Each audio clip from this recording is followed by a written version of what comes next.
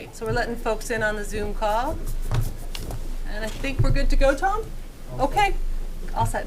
Okay, well, thank you everybody again. This is round 2 of our earlier discussion, and thank you again for your input regarding the Prentice Street site proposal for a new DPW facility, which consists of a new highway department consolidated with the water department for the Prentice Street parcel that we're considering, which we just did the site walk. And again, thanks everybody for toughing it out there and tromping through the woods to kind of get a sense of where we're considering for the building to be sited, some of the surrounding context, and the general size and scope of a facility proper, as well as access roads that we are considering for the Prentice site.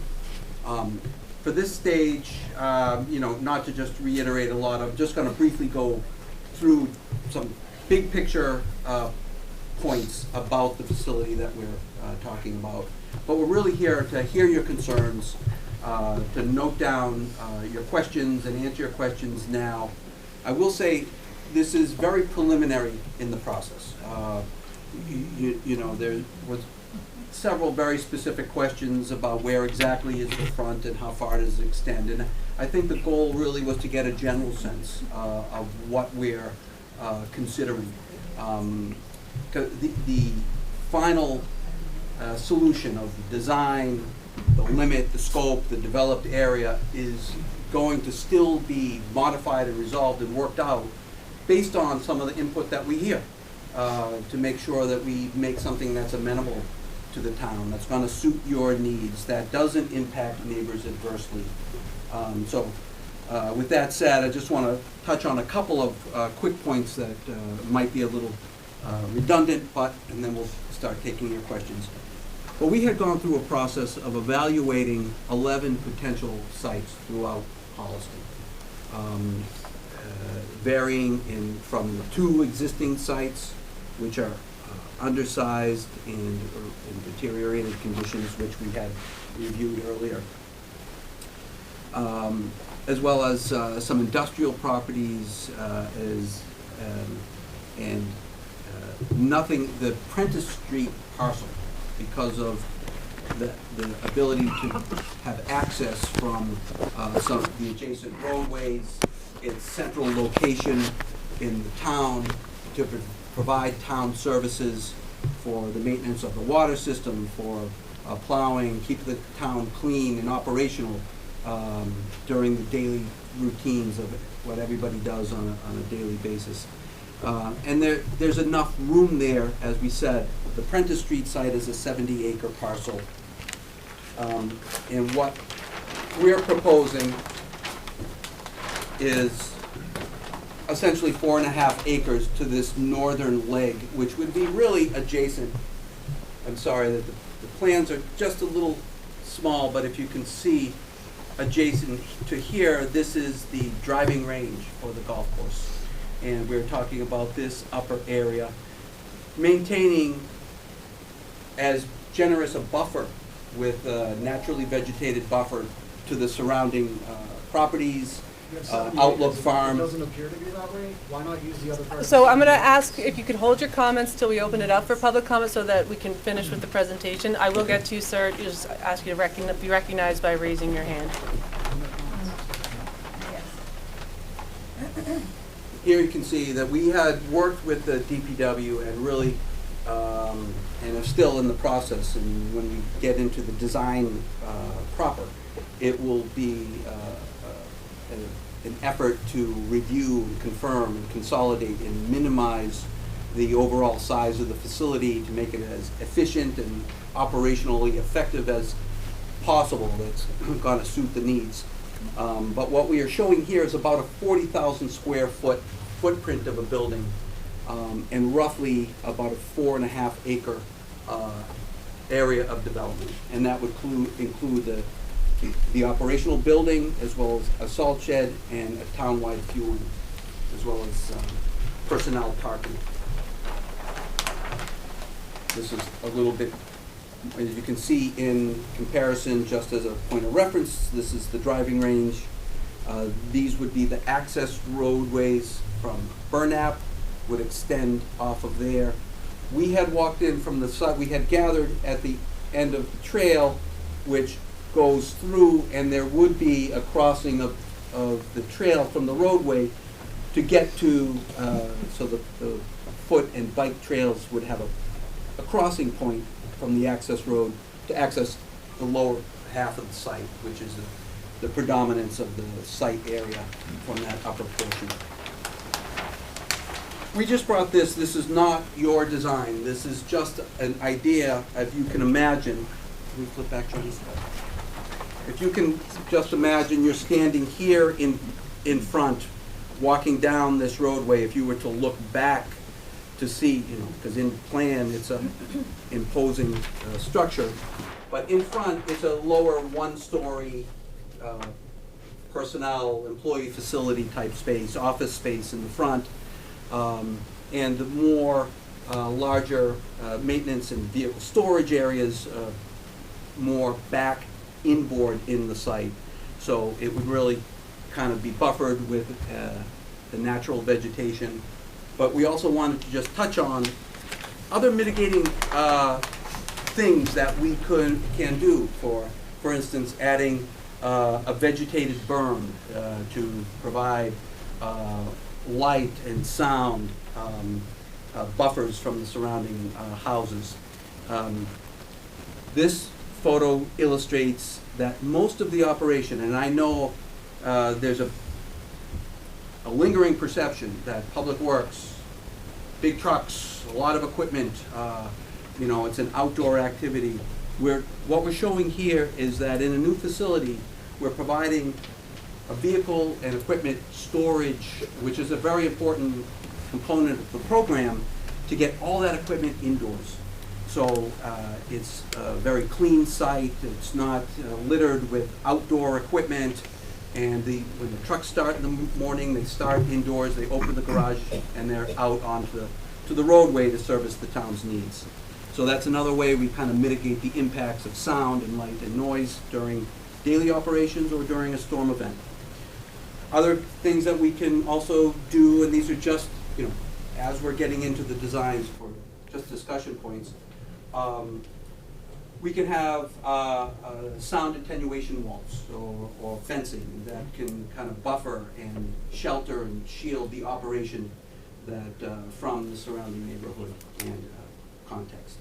So just a couple of points generally about things that we're considering to this point, but very happy to hear your comments. And thank you again for coming out and participating in the process. We really do appreciate it. So. Do you want to add anything, John? Nope, David's gonna cover it. Did you want to add anything, John? Nope. Okay, well, thank you for the presentation. What we'll do is recognize, I'm the chair of the select board, Tina Hine, so as chair, I'll recognize folks by if you raise your hand. Given the room setup, I'll ask that you stand up and use a loud voice so that hopefully we can capture it so everyone on the Zoom call can hear. If not, I may ask you, if Tom indicates it's too soft, I may ask you to come up to a mic, but I think standing up in a loud voice is probably fine. We have folks on the call. We probably have about 30 people on the Zoom call. What we do during a hybrid meeting like this is we go between the two. I usually start with the room and then go to the Zoom call. We'll see how it goes. I see one hand up. We'll see just balancing it out a little bit. What makes sense to me is that if we can take questions first, so if you have a question of our consultants, that those come first. I don't want to dictate anything, but that makes sense where we're fresh with the information, and then comments come after, but I leave it up to you how you want to handle that. So let me start with here in the room. If you would like to make a comment or make a question, ask a question or make a comment. I saw that hand and then your hand's there, so I'll start with those two right here. Go ahead. Just your name and address, please. Nice and loud. Kathy Cunningham, 465 Chamberlain Street. Does the Prentice parcel abut conservation land? No. So the land where all the trails are now, that's not conservation land? Correct. Sir, yeah. This appears to Name and address? I'm sorry, John Swift, 270 Gorwin. Thank you. This appears to address the needs of the department and potentially the needs of the city, but I don't see any indication in the documentation anyway that there is any, I guess, addressing of the kind of safety concerns, the proximity to the school, and the fact that children will have to walk past there to get to school because of school rules. There's a lot of other extenuating situations that are real, but they don't appear to show up in this document. So my question is, were those considered at all up to this point, and can they be in the future? Okay, jump in, David, Jeff, John.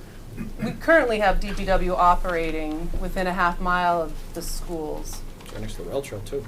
Yeah, so if there's a particular aspect of a DPW being near a school. Certainly, this has 2 access points to the roads that would be the primary walking path for all of the students who live in the Brentwood neighborhood. Right. And currently, I did a check today, I did the math on my own block, just one circle Yep. block. There are 14 children Yep. who will be attending high school in the next 3 to 5 years. Right. And so ultimately what we're talking about is a lot of kids Right. who you're gonna basically force the parents to drive them or have them walk past 2 different locations where there's gonna be additional traffic and additional mitigation there from a safety perspective. Currently, the DPW is in a residential neighborhood with numerous homes around with school children. Understood, and those are well known Mhm. to the residents, and when they purchased those properties, they were aware that the facility existed there. Sorry, if there's a particular safety concern, it is children walking to school? It is children Okay. walking to school, yes. Has That that can been be- addressed? Okay, thank you. Well, one of the, let me flip to the street. Yes, there are 2 access roads that we're currently considering. And there's one that goes out to Chamberlain and one over here to Burnap Road. One of the considerations, and this is gonna be discussed and coordinated with the Public Works, is if operationally it would make sense to have potentially the vehicles at the end of a workday would access the facility from one direction, let's say Burnap at the end of the day. So the traffic would be known to be at roughly at 3 o'clock every afternoon. You would have roughly 20 vehicles because the Public Works and Water have a total of a little less than 20 field staff. So that's about the extent of the capacity of vehicles that would be accessing the facility on a daily basis. But one of the considerations was to bring them in at the end of a workday from Burnap. But in the morning, they would exit the vehicle storage, that I had that earlier photo, they would exit, and in the morning about 7 to 7:30 would exit from the access point to Chamberlain. So that would really designate very specific operational hours to try to make it more of a streamlined and anticipated use with the Public Works along with the school children. David, if I can just add too, Yeah. we've built several public works facilities next to schools recently. So we take into consideration the size of the access road and access if there are going to be people traversing that road with sidewalks and things of that nature. The site itself would be completely secured so that there would be no access to anyone walking by to get into the site. So we would have the site fully fenced off to prevent anyone from accessing that operational area. Understood. My concern really is that you're basically drawing here a shortcut, and I've met high school kids, and that's gonna be their path, right down that road. Oh, yeah. Oh, yeah, but there'd be a gate. Well, take note of that, thank Yep. you. Okay, I thought I saw a hand up over here, Kevin, and then Mary, and then in the back group. Yep, okay. Kevin Conley, 44 Cranberry Lane. What was the Board of Select's primary goals? I mean, if you could build one, you had blank slate, what other things you'd be looking for to do with the site? I mean, I'm gonna lean on my consultants Yeah. for how this program that's being offered through this project addresses the concerns of the town. So gentlemen, jump in Sure. when I miss something, and I'm sure I will. We are looking for one facility, not 2. We are looking for a modern facility that has operational efficiencies. So as an example, the way the trucks come in, the way they park, the way they back out, the safety concerns that go with these vehicles moving is optimized, is significantly better than it is today. So operational efficiencies One of our goals is to have energy efficiency, so that heat is not going through holes in the roof out to the atmosphere, that heat is being trapped, that cooling is being efficient, that we have energy use efficiencies in the building. Another priority is addressing environmental concerns, that we are trapping runoff from the vehicles when they're being washed. Another priority is that we are storing vehicles inside so they're not exposed to the elements outside. Those I would put as our top priorities, but above it, all of that is our employee safety. That they are operating, working in facilities that have bathrooms, that have changing facilities if they need them, that have break rooms, that have muster rooms. Again, I might be off on the terms here. You're not Right on. You're right on the money. We have a male-female staff currently. We look to have a male-female staff in the future. We have one bathroom at each facility, one bathroom for all of our staff. So most importantly, I speak for myself, I don't speak for Ben and Damon when I say this, but the safety of our employees is the #1 priority. They're working in buildings that have code violations and other safety concerns, so that is my top priority over everything else that I've named. But please jump in, gentlemen, if I missed anything. Yeah, Kevin. How about access to a major street? So as we understand from the education we've received through this process from our consultants, our crews work out in the town. They don't work at the DPW facility. Where they're located is out in the town, on your street, on your street, on my street, on all of our streets. So their access is from anywhere in town. So our goal was not to put them in some priority location. We recognize Cross Street offered that. I think I hope. Phenomenal location. What's that? Phenomenal location. Phenomenal. Probably 10 years out Not from available. having access to it, and we don't have that time. These are difficult decisions. I'm not going to pretend that they're easy to make and that we're making the easiest one. How about comparing to what our neighbors have done with their DPWs? How about combining the fire department with the new DPWs, so all the big trucks are under one roof, have one set of tanks. They come in and go out. So a larger site. Yes, like our neighbors have done. I mean, that's a lot of traffic going up and down Burnham. If I lived on that. So I'm gonna just go through, we're gonna maintain a bit of a process here. All right, so you're advocating for a combined site. This project does not have a combined site that has fire trucks. There are fire stations combined in it. Was this your decision that you don't want that, or you didn't look at it, or what? My decision is to address a critical need of the town to fix the DPW buildings, to bring a modern operations to our town. I'm gonna put a hold on that. I have one last thing. Yes. In the 90s, we put money into the high school to rebuild the high school, rather than do it right and get a new high school. Within 15 years, they came back looking for money for a new high school because this was inadequate. Are we gonna build a facility that's inadequate and come back 15 years later and say, no, we want one that is adequate? I am not going to do that, no.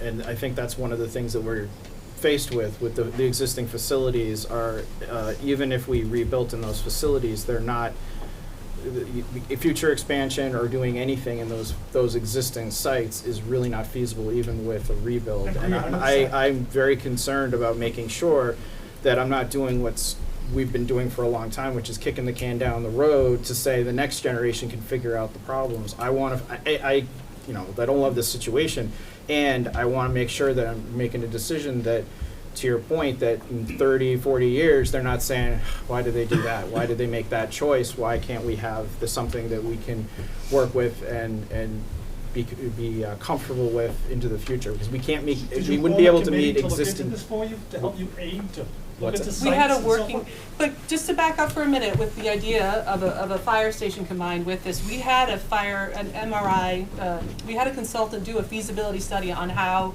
our fire EMS system service here in town was operating. And out of that lengthy process, which has been very public, it is why we have ALS today, why we have ALS service in the town of Holliston. It was through that MRI study, we had no indication, no reporting, no identification of the need for new buildings for our fire department. So, Didn't ask me.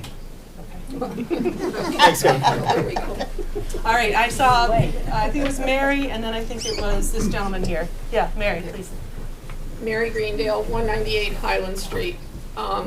First of all, I want to thank you. I know that this is a horrendous kind of process to go through, so thank you for all the work that's been done. I also want to make it clear that I don't live in the neighborhood, I don't play golf, and I don't walk in the woods. So I don't have a vested interest in that particular parcel. What I do care about is land use planning. And I do not think that the Prentice Street site is a it's a residential area or an open space area, but a DPW is neither. And I don't believe that it belongs there. And I understand that we do not have land. Let me say that. I understand there is no other public land that you can just go and pick. I understand that.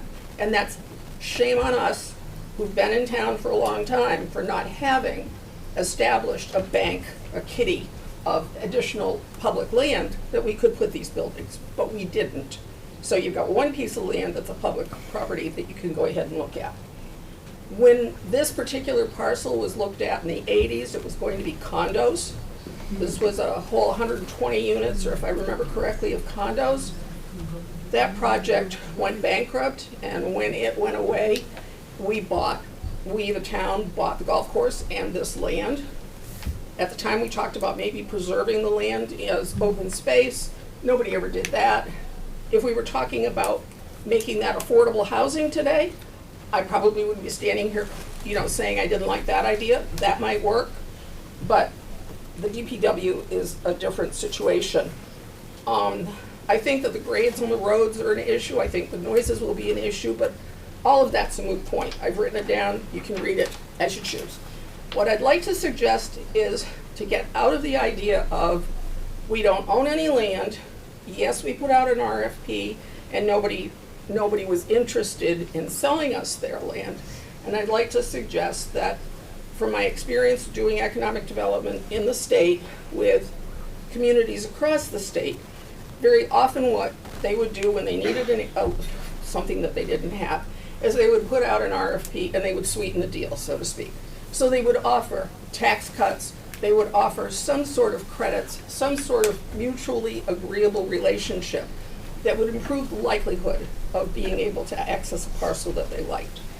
Now, in my view, it would be ideal if this were in an industrial park. And yes, to the people who are going to say, oh, we can't take anything from the economic development world off the market because we need the money. I'm sorry. I was here when we zoned 600 acres of land for industrial, and we still have 300 of it. And I'm not going to hold my breath waiting for it to fill up. We have to do something different, and that ties into my suggestion. I've made this suggestion to some or all of you more than once, and I'll beat it one more time.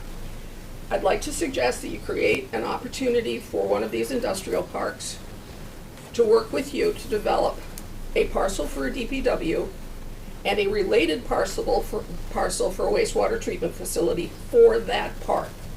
Now, the point of that is, one, we would not have to build a septic system to go with the DPW because we'd have a wastewater facility that would go with the park. The town would help to develop the wastewater facility by using the low interest or zero interest loans that are available through the state, and then would be paid back. The town would be paid back for its investment in that wastewater facility. And by having that wastewater facility, you now open the door for some higher end clients, if you will, or customers for the industrial park. We attract automotive services because that's the highest and best use without a septic system or a sewer. I'm suggesting that we could do better than that, and this DPW gives us an opportunity to gauge those conversations and to look at options. I've included the links to the people that do this kind of work in Boston, and that's it. Thank you, Mary.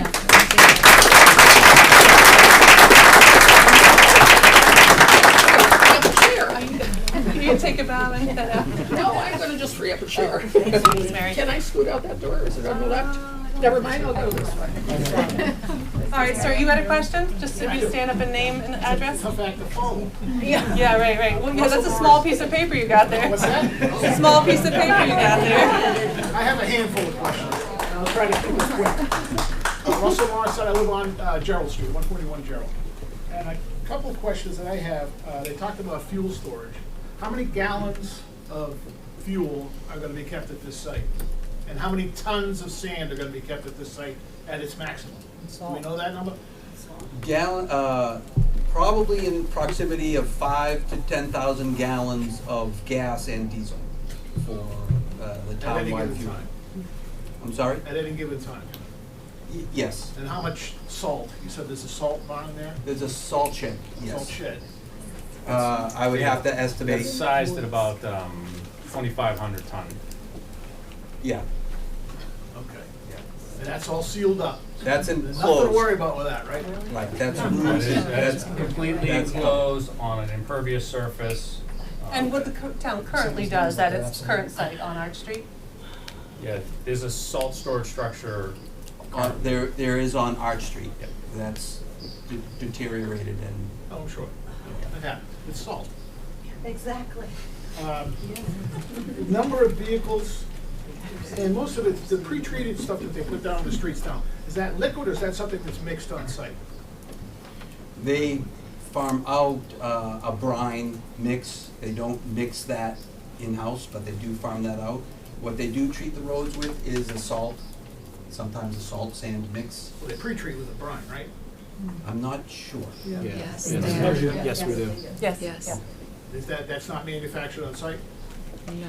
No, I believe they bring it in at, I'm just thinking. Yeah, they have it in a purchase it. gallon, in a huge drum, I think they do get deliveries, I think they'll do it. I don't think they mix it. Okay, yeah. kind of answer. All right.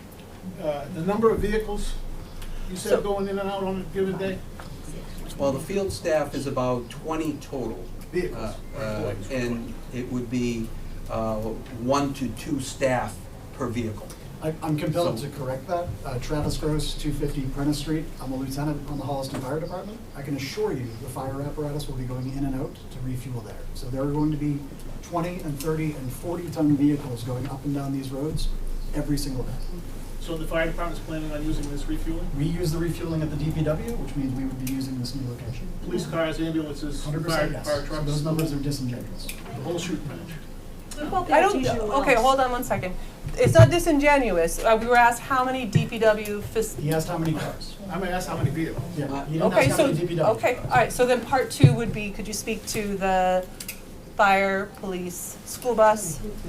It is, yes, it is a townwide Yep. fueling. So it is approximately 15 to 20 public works and water vehicles will be utilizing this facility. Okay. The total. One trip a day? Or they go in and out? I forgot my hammer. I gotta go back and get my hammer. I forgot a shovel, I gotta go back and get my shovel. they would have to come It varies, it varies, but they generally, as Chairwoman Hine mentioned, they're generally out servicing the town when they're out during the day, repairing the roads or fixing a water line. Back and forths are really minimized. They may come back for lunch, a couple of folks, but they're generally out in the morning and back at the end of the day. That's the predominance of the amount of use of the public works vehicles. I'm not familiar with the 2 current plots of land that the town owns now with the current, the water department and the DPW are. How big are those lots? Those, I know they're separate lots, but the largest of the 2 is how big? the largest of the 2 has a total of developed area of less than 2 acres. Okay. It's over an acre, roughly an acre and a half. All right. Is there adjacent, and I don't even know where these things are, but is there adjacent property to that can be accessed or purchased by the town? It's all houses. It's all houses. They're all, so they stand alone among residential properties, so there's homes them. all around them. Okay. Like their neighbors are homes, right. both sites, Central Street and, Arch Street. so you stand in their parking lot and you're looking at homes all Okay, around so you. there's no, so the answer's no? Yeah, no, right, someone would have to sell their home to the town. All right, so, but to purchase a lot in, as Mary said, in an industrial park, I don't know, are these properties, once these buildings are down, once they're demolished, are these properties gonna be available to sell, or is the soil contaminated, is the property contaminated? Again, we'll let please, if I miss anything, jump in. We will decommission both sites. Were we to go forward with an alternate site, this one or another one, we would decommission Arch Street and Yeah. Central Street. Through the decommissioning process, we would determine future reuse. which could be a variety of different things, so we don't have the answer to that. The town will get to decide. And the town, it's town property, so So the the town town would get would to have, choose. town meeting would have to vote on decisions made about that town property. It would be similar to what happened in Well, Green what I'm kind Street. of leaning towards here is that if it has future value of X, all right, can that be applied, Yes. accrued, and applied Yep. to the purchase of a piece of land now, No. an industrial park? Well, we'd have to vacate to decommission, Yeah, so we'd have to vacate our current We'd have to use some. operations and facilities, well. relocate them. But you can guess at the land value, right? And then say, all right, I'm gonna get $2 million for these pieces of property down the road.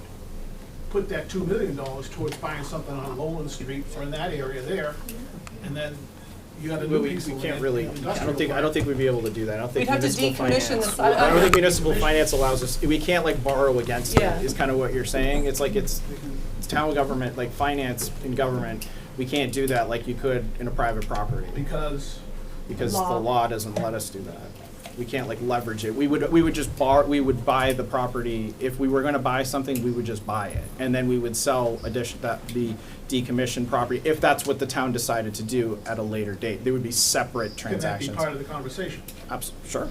We can talk about like what we're gonna do with those facilities, but the challenge is it's years out, and we also don't know, we'd have to clean them up and see what that consists of, and the town get to decide if it wants to, what we wanna do as a community. It just seems like Lowland and those industrial areas and up off of the other one there. Yep. Poppy Brook, yeah. I mean, big wide open land with, ready to be developed instead of tearing And- down.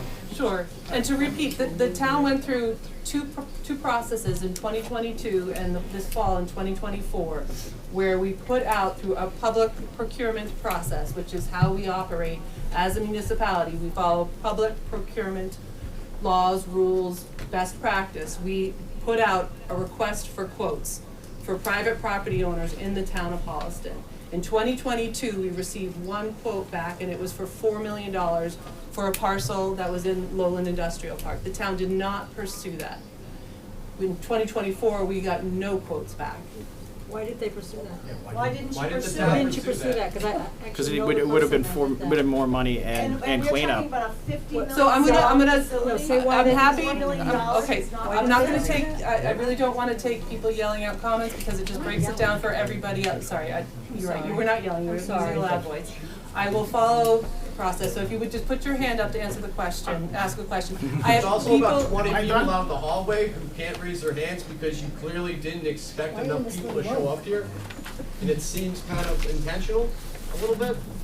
I mean, there's a lot of people out here who also want to hear what you have to say, but we can't hear what could you're you saying. do me a favor, if someone has a question to ask, have them The come in? question is, why didn't you have this meeting in a larger room Like to upstairs. accommodate all the taxpayers in this town?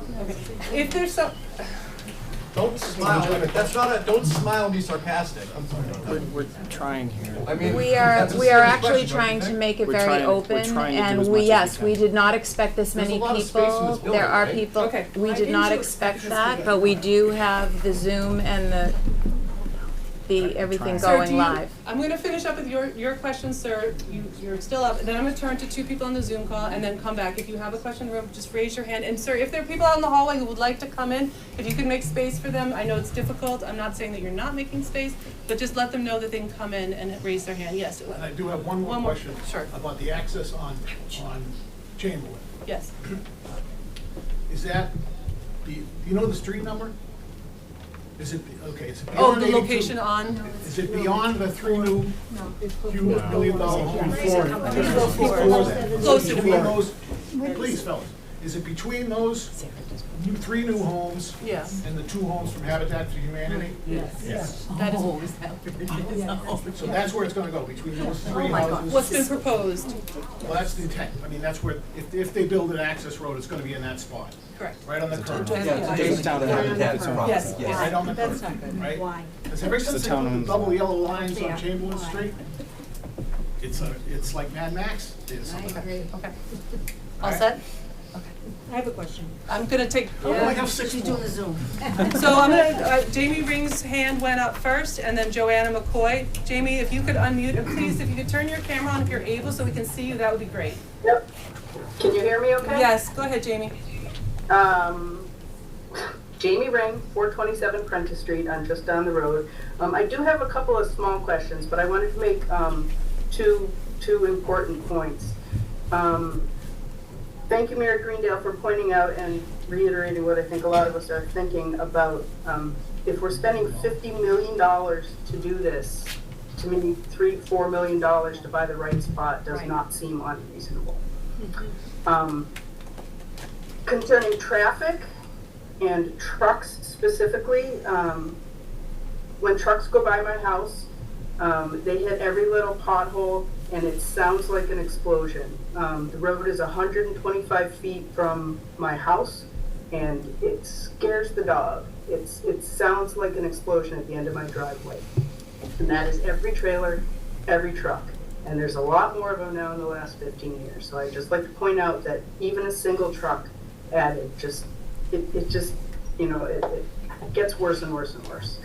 My specific point is there has been rumors, and I expect it to come up soon, at the end of Chamberlain Street, on the last of the Murch property, there's rumors that will possibly become, instead of a single or two families, two houses, it could be a large quantity, multi-unit property, which would be crammed in there. My understanding that the water testing allows for even like 100 units, which I have concerns for Outpost Farm with that being right there.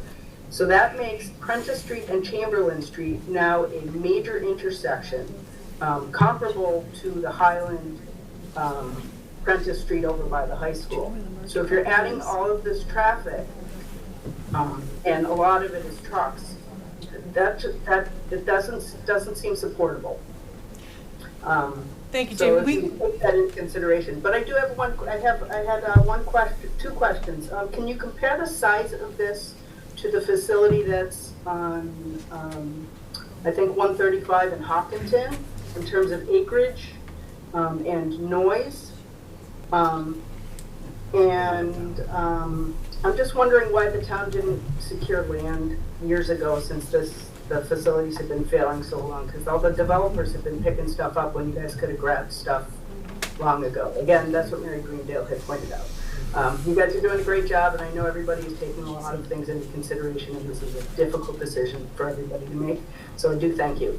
And Jamie, specifically to your comment about the property that the rumor comment that you made, we can look and we can ask the building department if they've received permits or applications or anything like that. I don't think anyone at the table is aware. I don't think there's any permits yet. Yeah. I don't think there's any permits yet. I think Rob may have taken that last bit of land in payment, and they're about to tear down the woods down the street for the last house of the Murch property that they're building. So Murch no longer owns that little piece because it's been transferred, but they have done testing on it already, and there's already rumors that it could be multi-unit.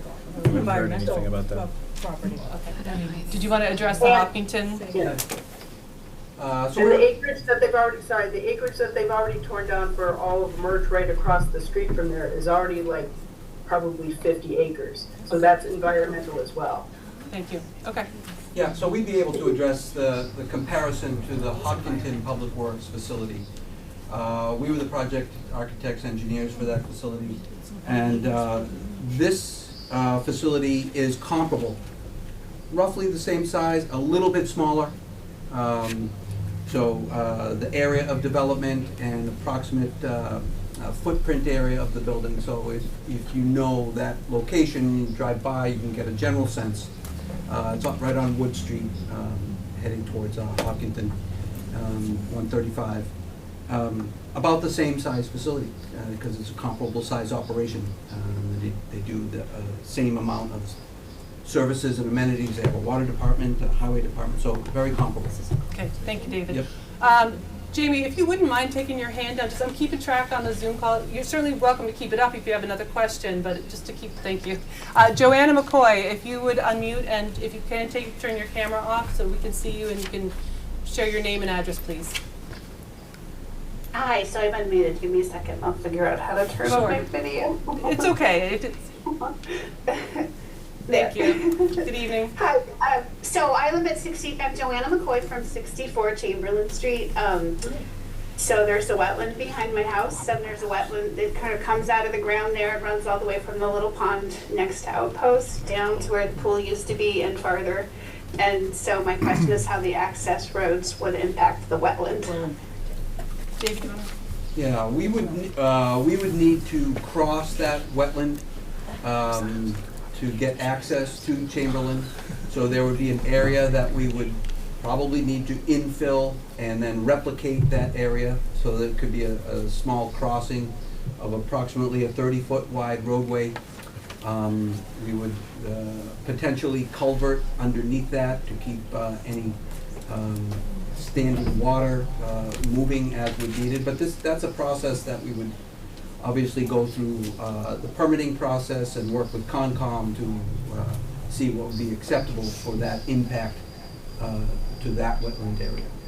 And the Conservation Commission Chair was out walking the site this week, so she's in communication. Okay, great. It's an intermittent stream, so there's starting to be some water in it now. but that whole area is just soaking wet, like all the way, all that whole low valley, right back in that area behind the houses, and if there is going to be a raised road, it sounds like, so you build up a road, right? Is that the idea? That's the idea. You'd have to, right?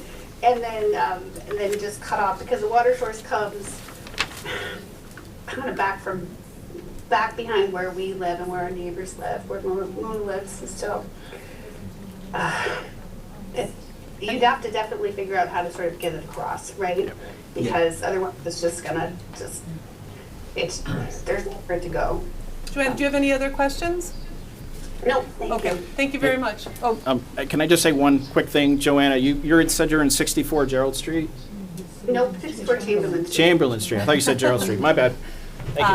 all right, there was a hand up in the room, I think it was this gentleman in the back, and then I'm gonna take someone in the hallway, because I know they've been waiting. I'll defer to the lady. Oh, sure, yeah, No, go I just ahead. want to ask a question. A name and address, if you would. Caroline, I live at 350 French Street. Just because so people hear Okay, you from the Caroline, I stand. live at 350 French Street, and I'm concerned about, we have an artesian well.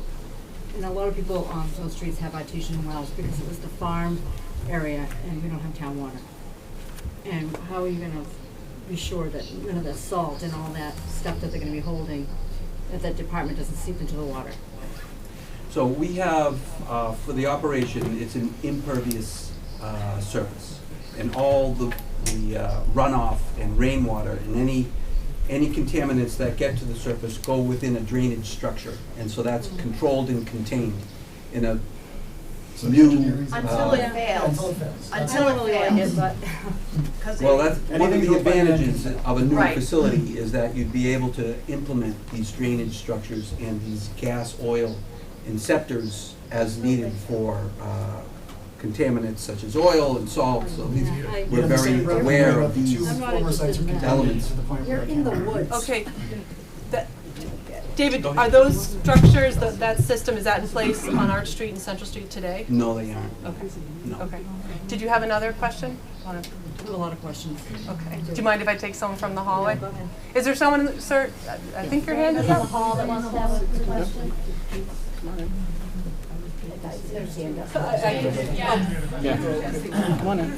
Yeah, come on in. Deb? This room up there. Please, yeah, just come on, where you just are, come on, yeah, or- nice and loud voice. Tonight at the walk, Name and address, please. oh, sorry, Deborah Moore, 183 Mill Thank Street. you. Tonight at the walk, I asked where the road was gonna come in from Burnap, and it's right in back of the community gardens. They're gonna have to put a little buffer up there, but it's sitting right there. So it's very close to where people are gonna be working in the gardens, and it just takes the whole ambience of working there away.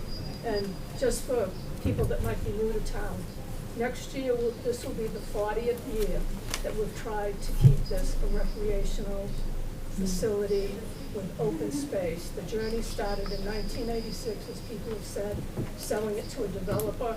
It was owned privately. The town intervened, bought it. Then we were gonna put some housing up there, and then the skating rink, And now, this year, our 39th year of trying to keep this the way it is another, something that we have to deal with. So there's so many reasons why it shouldn't be there, and I'll just give you the main categories, and I know people have probably said things that I'm up there, I can't hear too well. Environmentally, it's a problem. The golf course, any expansion, we've talked about it over the years, and now we have the money to do it because we have great contracts with the New England Golf, the community gardens that are there, it's recreational land. So many different people access this for so many different reasons. The safety on the streets, as I had mentioned at 2 other meetings, just my little survey I did, taking into account just the houses in the neighborhood, which are 500 houses, believe it or not. There's 1,700 trips a day between Outpost Farm, the business, the golf course, the business, the restaurant, the business. There's 3 businesses in a very small area. And now we're going to be bringing trucks in and disturbing Burnap Road and Chamberlain.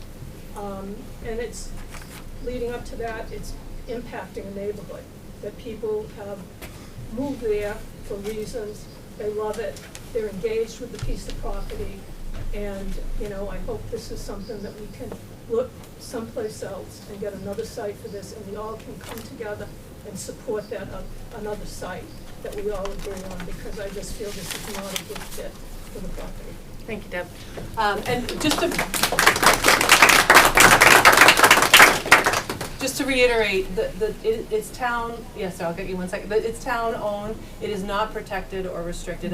I bring that up just because it's an education piece. Town-owned does not mean protected or restricted, just to put it out there on the table.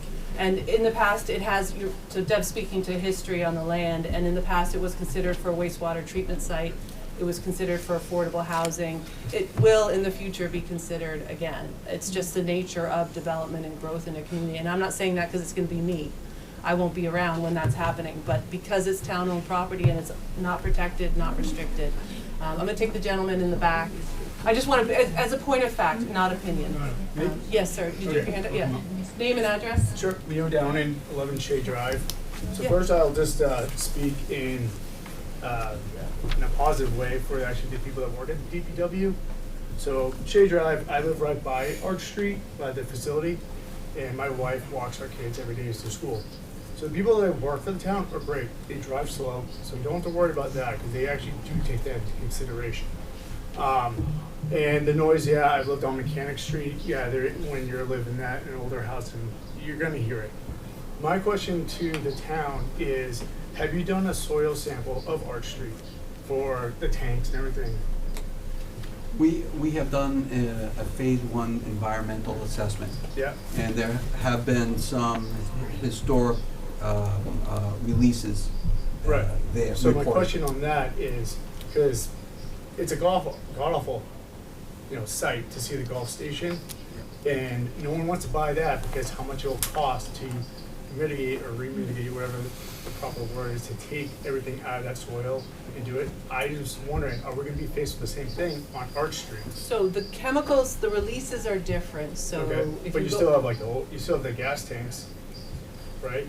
So there's leaching happening there. On Arch Street, where on Arch Street, there's one where underground the police tank, yeah. officers, the buses, and everything fill up. Yeah. What's the difference between that and the golf station?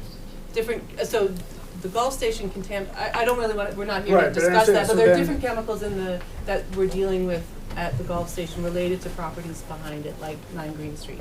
Right, but so when you take the soil out, there's a period of time that you can't develop on a property because it has to be stored.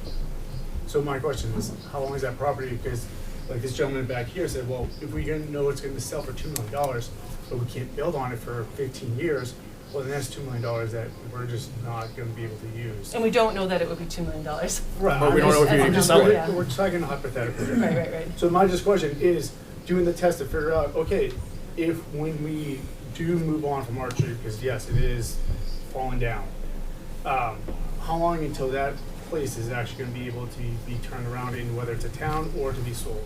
Okay. And then the other part, and then I'll listen is, I've been here for 15 plus years, And I would like to say most of that, especially on Cross Street, that property that's just cement has been sitting dormant. The only things I've ever seen on it is basically those yellow boxes to put books and clothes in.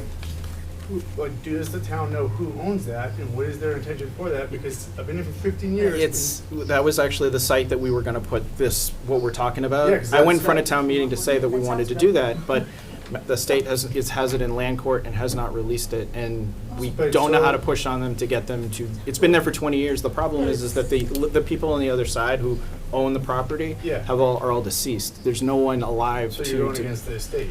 The state, yeah, and we And can't, it's- like, what is we've it, gone, back taxes? yeah, well, the Situation? state won't release it to us to be able to do anything with it. So It's I court.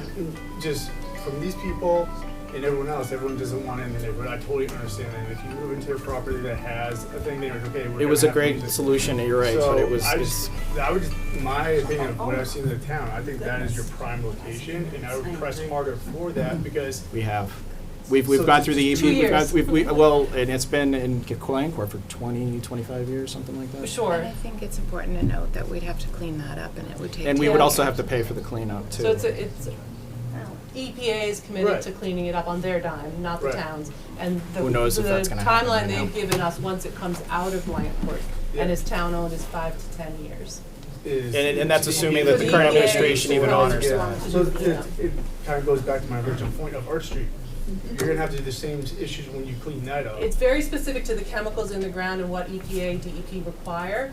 They are different chemicals with the release Yeah. tracking notice, which is the report on what's released into the ground when there is a release, Yep. is available. It's publicly available information. The releases are different for the 3 sites you've mentioned. Yeah.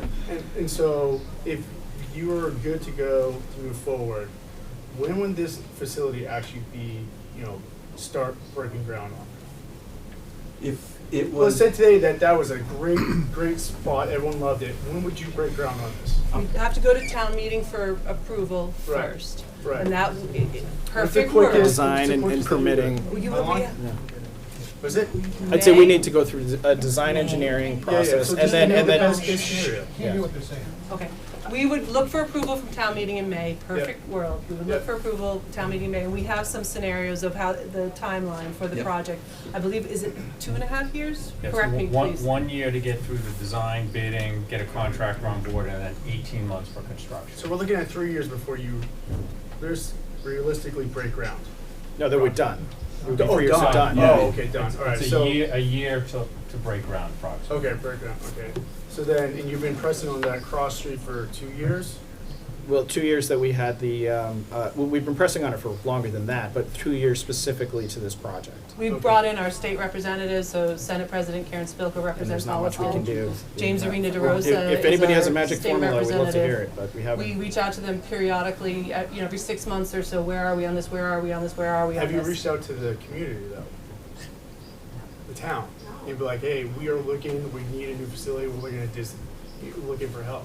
Squeaky wheel gets things done. It Oh, doesn't- for property, do you mean? I'm sorry. Not property, cross street or whatever. Like if this was the coveted spot, but it's been locked up in land because of the state and the taxes stuff, like why aren't you coming to the All town of people us. itself? Like this is where we think the best place for this facility to I thought go we is. had. It We've wasn't. exhausted all of our resources. If there's anyone else out there, you help us. Because there could be a resident out here that, is an environmental, other things. So Oh, like I I would see what say you're saying. reach out to Advocate on our the behalf. community. If this is, Somebody- if Cross Street is the place that you guys would love to have it go, so then reach out to us. Because it seems like all these people in here and the people in the hallway do not want it at this location. What happened at Lowland Street? Why didn't So, just to answer the question, we hold public meetings regularly, weekly, now bi-monthly, and we share this information, so reach out, it's been reported in Holliston. I'm not sure how to address that question, I don't mean to I just think dismiss there would it, be but- more outreach to the Okay. town. Like it's a $50 million project. It was $4 million or whatever it was to potentially buy a place. Yeah. This is also getting some pushback from these people, which I totally understand. You had a place that was great. You do your things. Like there's always different ways you can approach an issue, and you know, no one ever does anything on their own. You know, everyone needs support, and it seems like you all need support. You're doing the best that you can, and I commend you on that.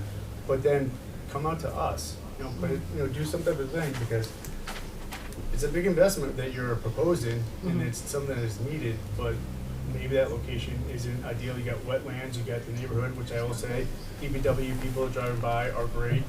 So you know, and it's trucks, yeah, there's wear and tear. So, but I just want to speak really clearly to the effort that we have put in with Land Court. In frequent communication, pushing frequently to advance the process through Land Court. The town of Holliston does not have control over that. We are the on the receiving end of Land Court decisions. And I want to reassure people that as long as I've been on the board, this has been an agenda item that the town manager, town administrator, now town manager pushed on repeatedly. Maybe there's somebody in the community who can pick up a phone and call. Yeah, I have not met that person. We thought we were talking to those people when we talked to our state rep and the state senator. We've gone through as many of the people that we can think of. To the EPA was getting involved to try to push on land. Like, we tried to do all those things. And to your point, I mean, if there's someone else that we don't know about, we're all ears, and we'd love to have that leverage. We just haven't found that lever. We thought we were using those levers. And we have shared it all public. Yeah, of course. Yeah. So is it only for public facilities that you do like this, or do you do like public schools and other things as well? We do a lot of public works facilities. For instance, as I mentioned, we did design the Hopkinton DPW. So we focus on this because we're familiar with the operation, the type of equipment, and the type of facility that suits that operation to mitigate a lot of the impacts that you're bringing up and the issues that you're talking about. Have you ever come across a town that's had a situation with a property that's locked up in Land Court? Well, we, not specifically the Land Court, but we have addressed difficult properties. Because Public Works have historically been on the other side of the tracks because it's kind of had that reputation. But literally mud though. You know, a modern facility, a new state-of-the-art facility is not like that image that we all have from a Public Works. It's a clean operation, and it's predominantly inside. And I did want to mention one thing about the potential development, and there are, Deborah had mentioned, a lot of adjacent town amenities.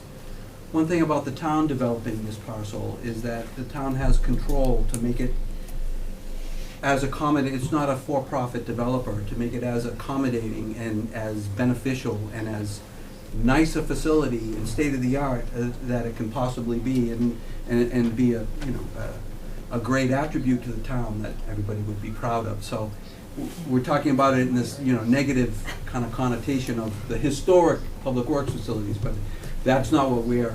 Because you're putting it in the middle of a neighborhood, and it was done prior to. So I'm gonna, thank you, David. I'm gonna go back to hands up and just recognize people. Yes, sir? Yeah, that, yeah. Rick Andrico, 121 Pinecrest Road. So there was a question earlier about conservation land. So that land is not, but directly to the south is conservation land that this parcel abuts, correct? According to the town conservation commission map. I do have a site. To the south, yeah, right. So you're saying right here? Down there is conservation land, right? I don't know. It is. Okay. I don't know. Okay. That's ridiculous. No, okay, thank you very much. So this is listed as recreation space on the conservation website, right?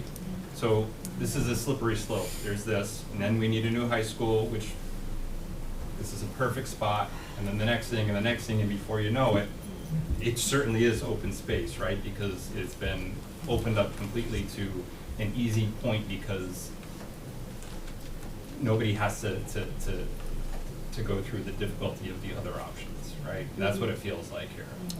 Absolutely, 100%. There's a lot of conservation land all around there, even in my yard. All right, so I've taken 3 from the room. I'm gonna go back to the Zoom and then come back to the room. We've got plenty of not going anywhere.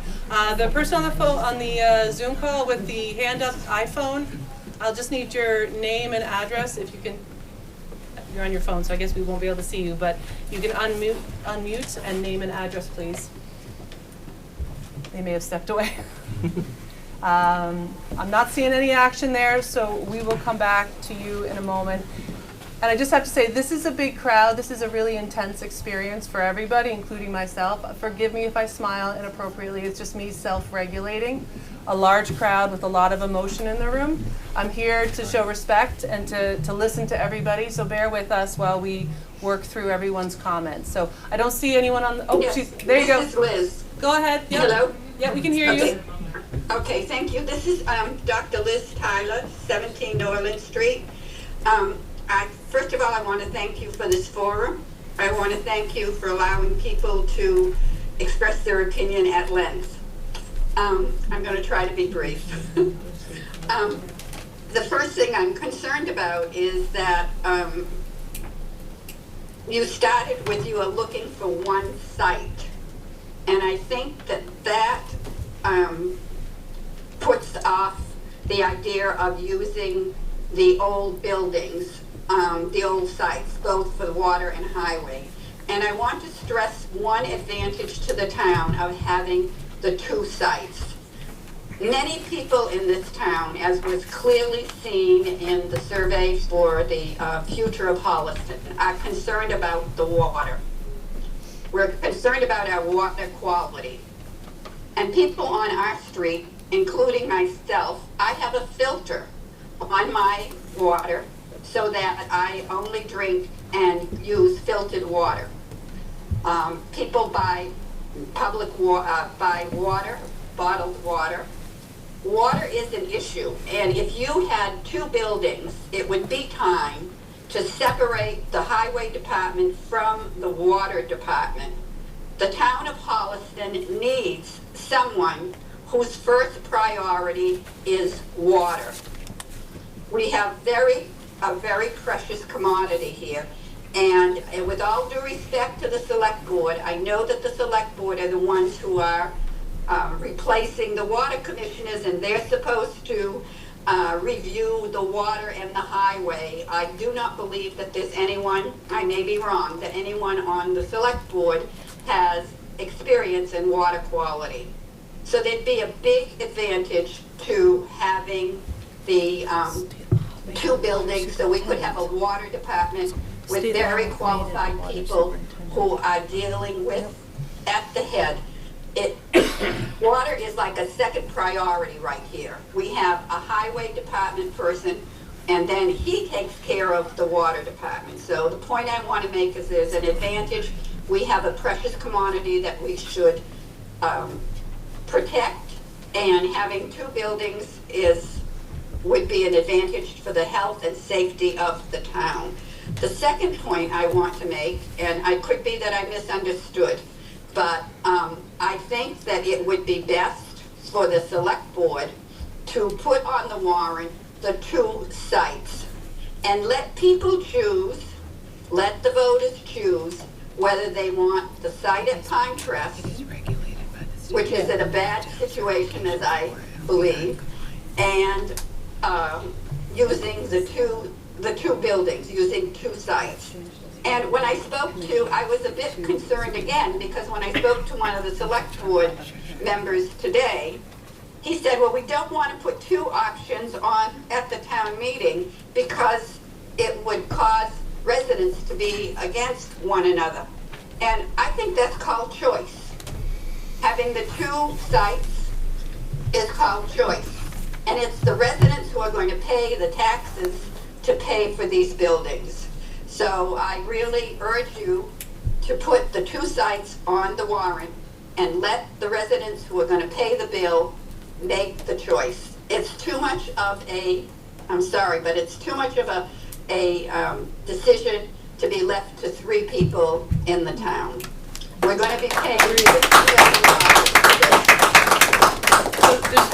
There's no price tag that we're looking at for proposals that's 60 million. There's a price tag that's 51 million. We have three other options that are on the table for consideration. Just to correct, as a point of fact, when the Water Commission disbanded here in Holliston, it was through a home rule petition. So it's Mass General Law. We have a water superintendent. It's currently the position of Sean Reese. He is our water superintendent who oversees water quality and water issues. So the authority did not go from from water commission to select board. It went from water commission to water superintendent through Mass General Law. Okay. Okay. All set, Liz? I just want to, so I just want to stress again that I think that the choice should be up to the residents. And I believe, so it's 40 million and not 50 million. Is that it we're looking at? We have a number of proposals. We have a 50 million, Right. 51 million, and then down to, I think the lowest is a 30 million that the board's Okay. been presented So with. are the residents going to have, once a choice is made for the site, are the residents going to be able to choose whether they want the 40 million, or let me just use a range, 40 million to 30 million? No decision's been made. We're here to listen. So I don't have an answer to that particular question, although it's a good question, Dr. Tyler. Okay. So would you answer this question directly? Right now, is your plan to just put one site on the warrant? We have not voted to do that, no. Okay. Thank you so much. Thank you for the forum. Thank you. Thank you. All right, I'm going to come back to the room. There were a couple hands up. Yeah, Teresa. Teresa Lampkin, 448 Underwood. I heard out in the woods, David, you mentioned this is not the first choice site. That the first choice site is the Bird property. I'm sorry? Was it the Bird property? No, Acton Cross. This is the preferred site. What is was the one you Prentice. referenced in the woods that you said was the preferred site? Well, we had looked at 11 sites total, and of the 11, Yep. the Prentice Street site is the preferred site. So if I had spoke in the woods, I apologize, but this is the preferred site of looking at all the pros and cons. That's how it was presented to the board in 2022 as The well. next question would be the other 10 sites that you've examined and eliminated for one reason or another. Are all of the reports on those 10 sites available online? For instance, why they've been eliminated, what was wrong with them, presentations, I think, are why it's not practical? We'll have to pull up the website. The presentations are all, are we have online. the all the project presentations page. that were made, we'll just show all Are those all things. of the eliminated sites and the reasons and the Should be. research done and all of those, is all I that believe available it on should that site? be in All those of them? presentations. They Yeah. should be or they are, I have to look, but I. because they need to be. Yeah, well, the We'll presentations confirm that have that. been We'll made to us are confirm. all there. Okay. Yeah. We need to know why those were not Sure. presented to us as the town, and why this is the one that you are choosing for us. We haven't chosen Because it. that's not the way it should be. So we have public meetings. This information is shared in every public meeting.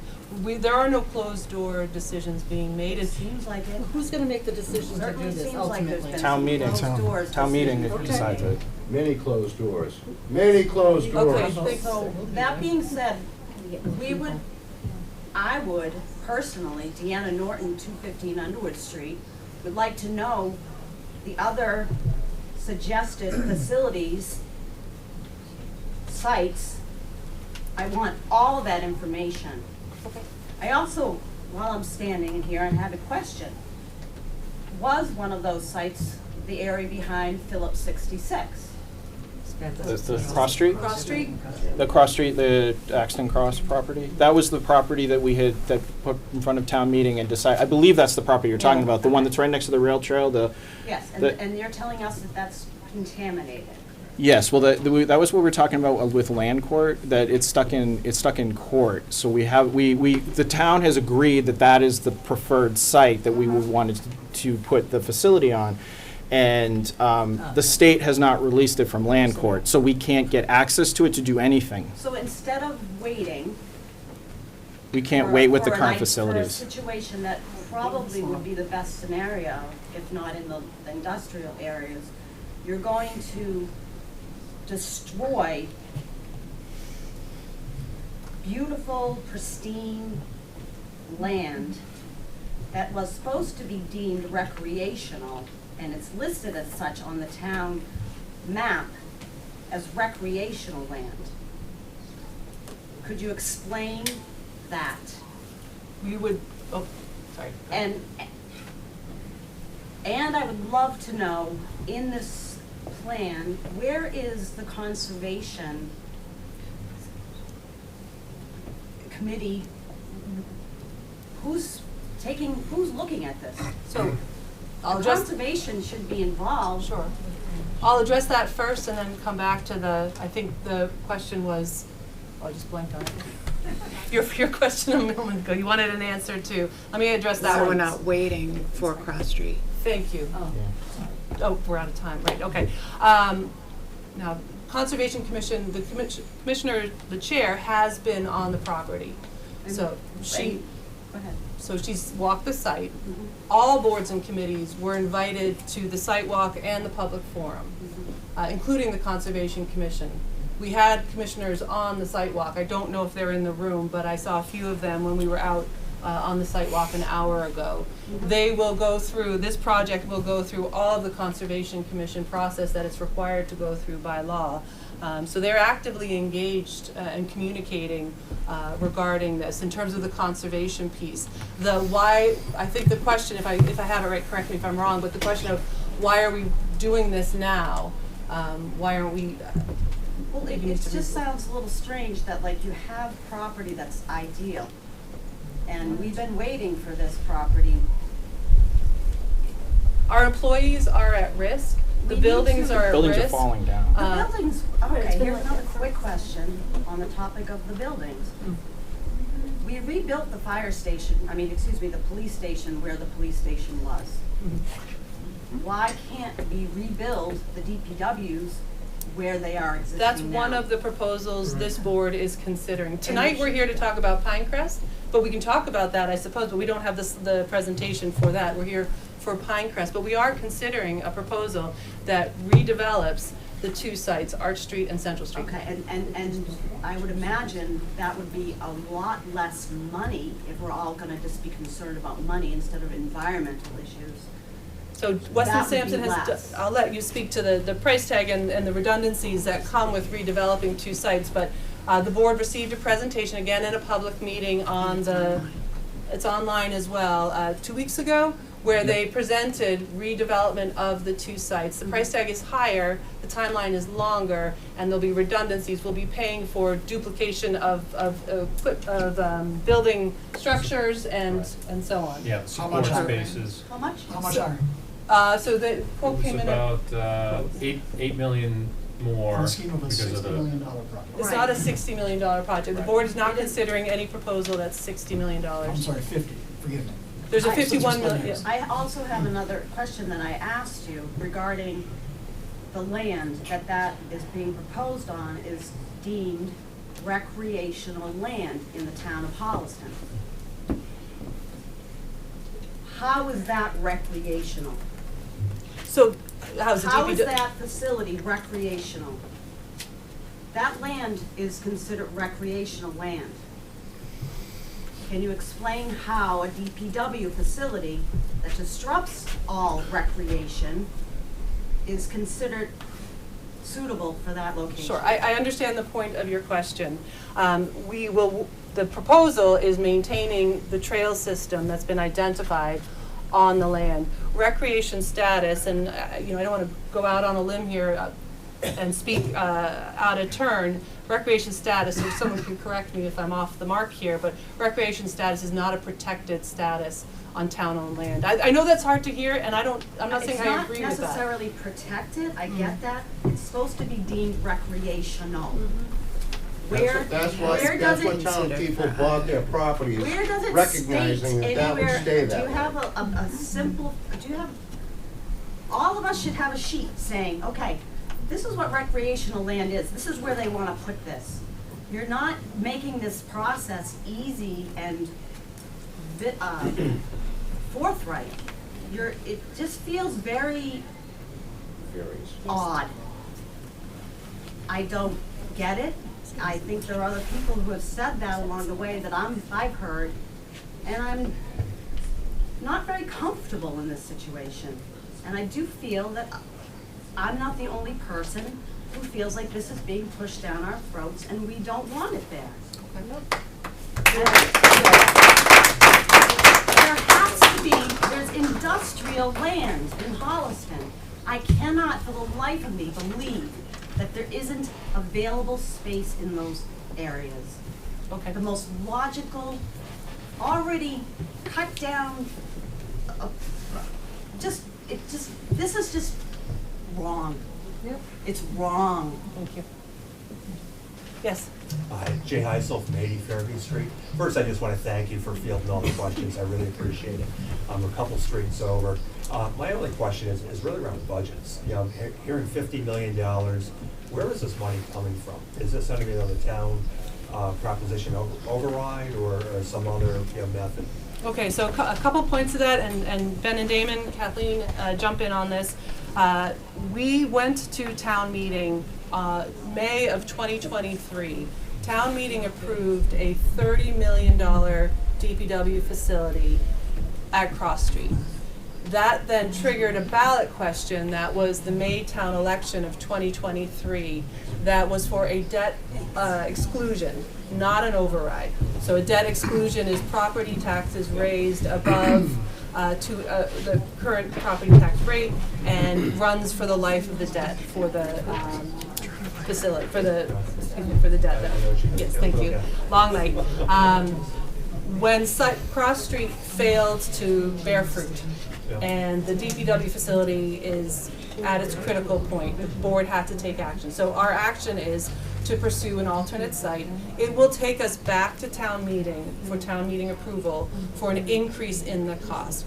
This board has work to do with our financial team, with town council, to determine what the presentation to town meeting in terms of an article and what that request looks like. We have a lot of work to do. This tonight is one piece of many, but it would be a similar process, sir. So we have the 30 million already approved. We don't lose that. It would be for the additional above. Well, but also to qualify, that $30 million is tied to the Cross Street site. Yeah. So it would have to go through the process again because part of. Can't hear you.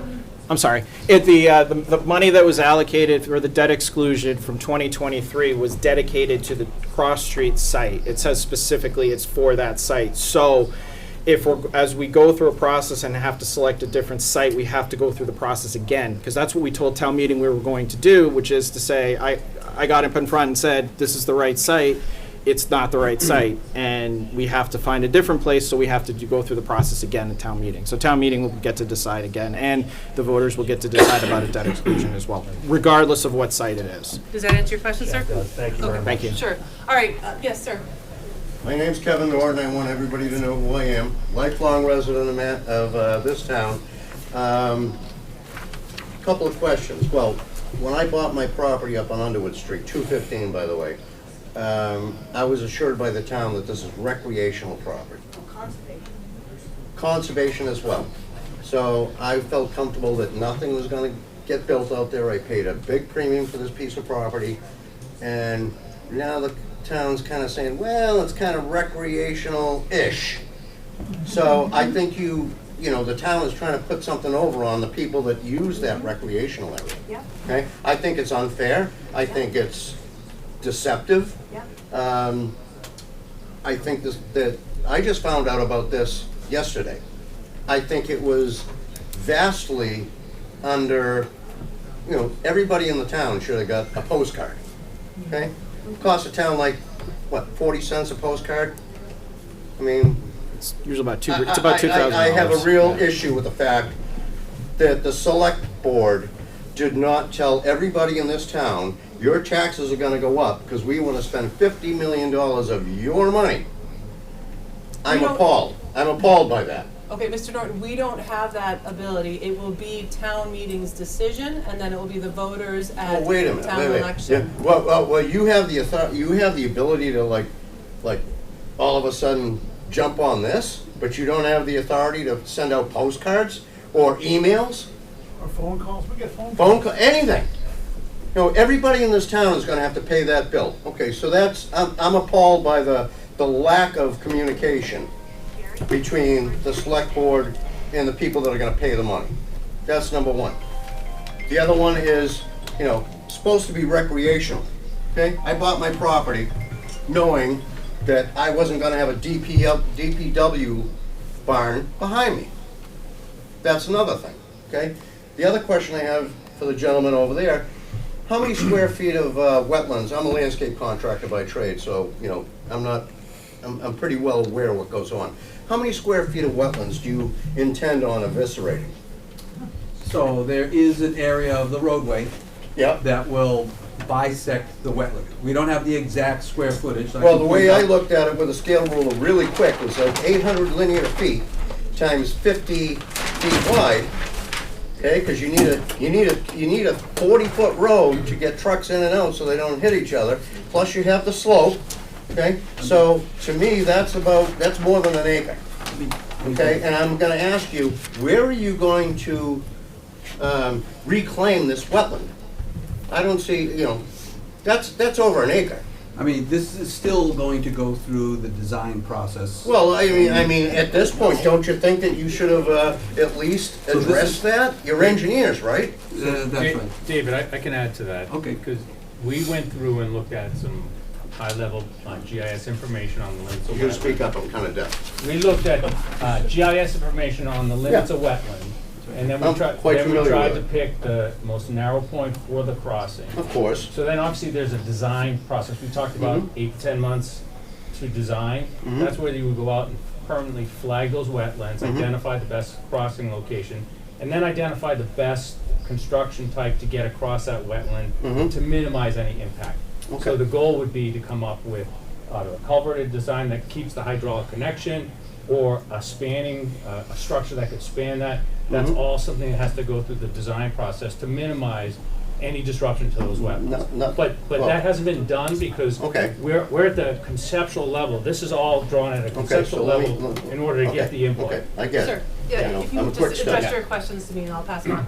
Yeah, your next question?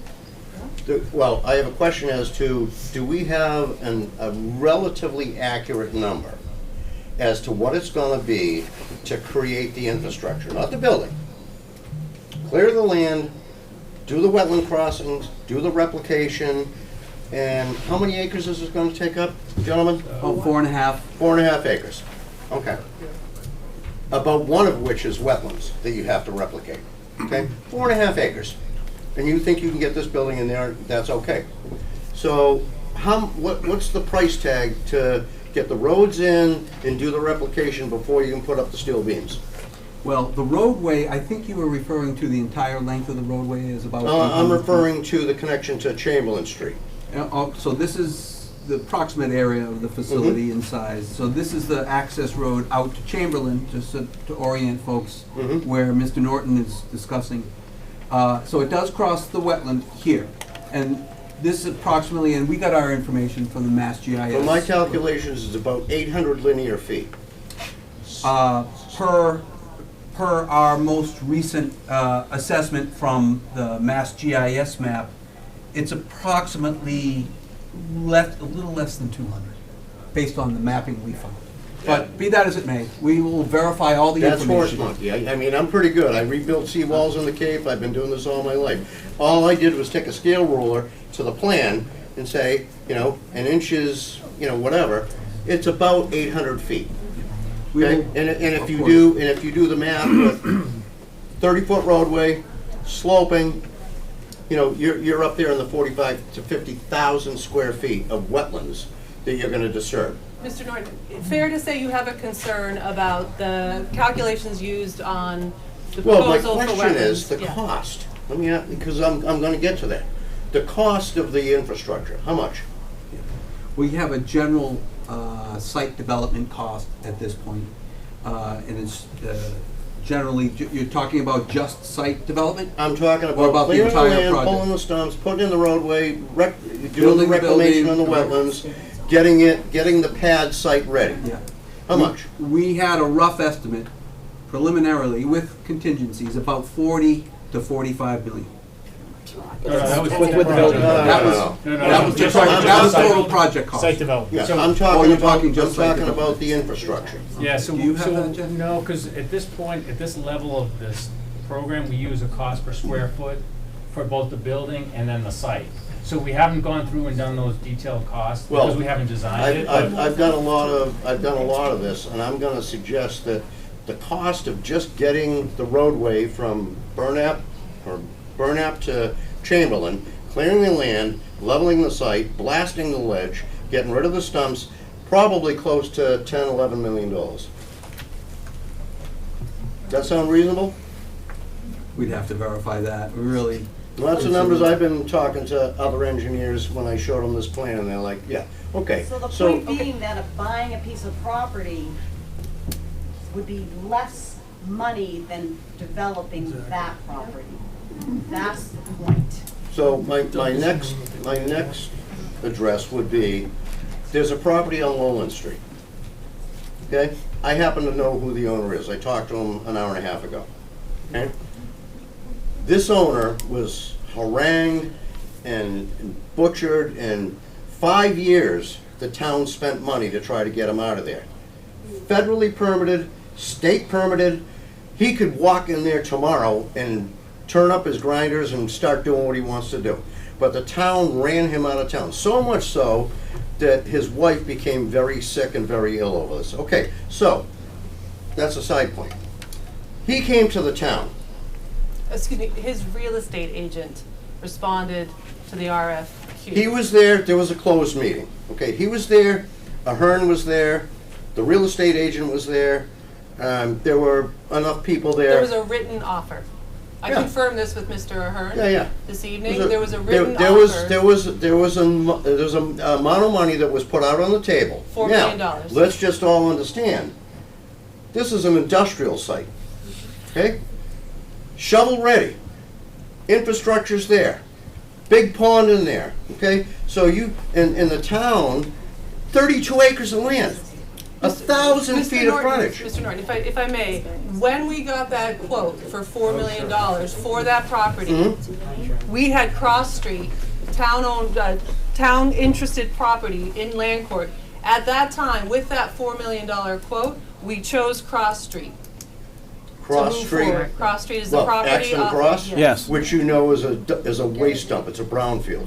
But we were You gonna knew that, and the town was willing to spend $7 million to investigate that site and do core drilling to see if it would be Because feasible we to put up there. You were gonna spend $7 million Because in exploratory money. The EPA was These gonna people's money. help us Mr. Norton, pay I to fix understand. that. I think we have I hear your point. I hear you're angry. I shouldn't say that. Well, I'm I angry hear at the you. fact that the town just like, oh, very few people know about this, and you want people to vote on this in May? When Cross Street reached a point where, compared to the timeline it would take to acquire that out of Land Court and go through the EPA cleanup, and we compare that to the current state, the critical state of our buildings, we're here today.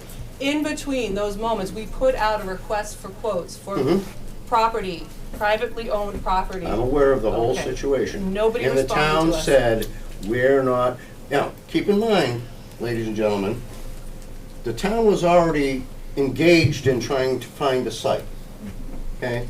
So in their wisdom, Mr. Brummer came to the town with a 32-acre site, shovel-ready, in an industrial site, and the town said, whoever the town is, we deem it not appropriate to invest in this right now.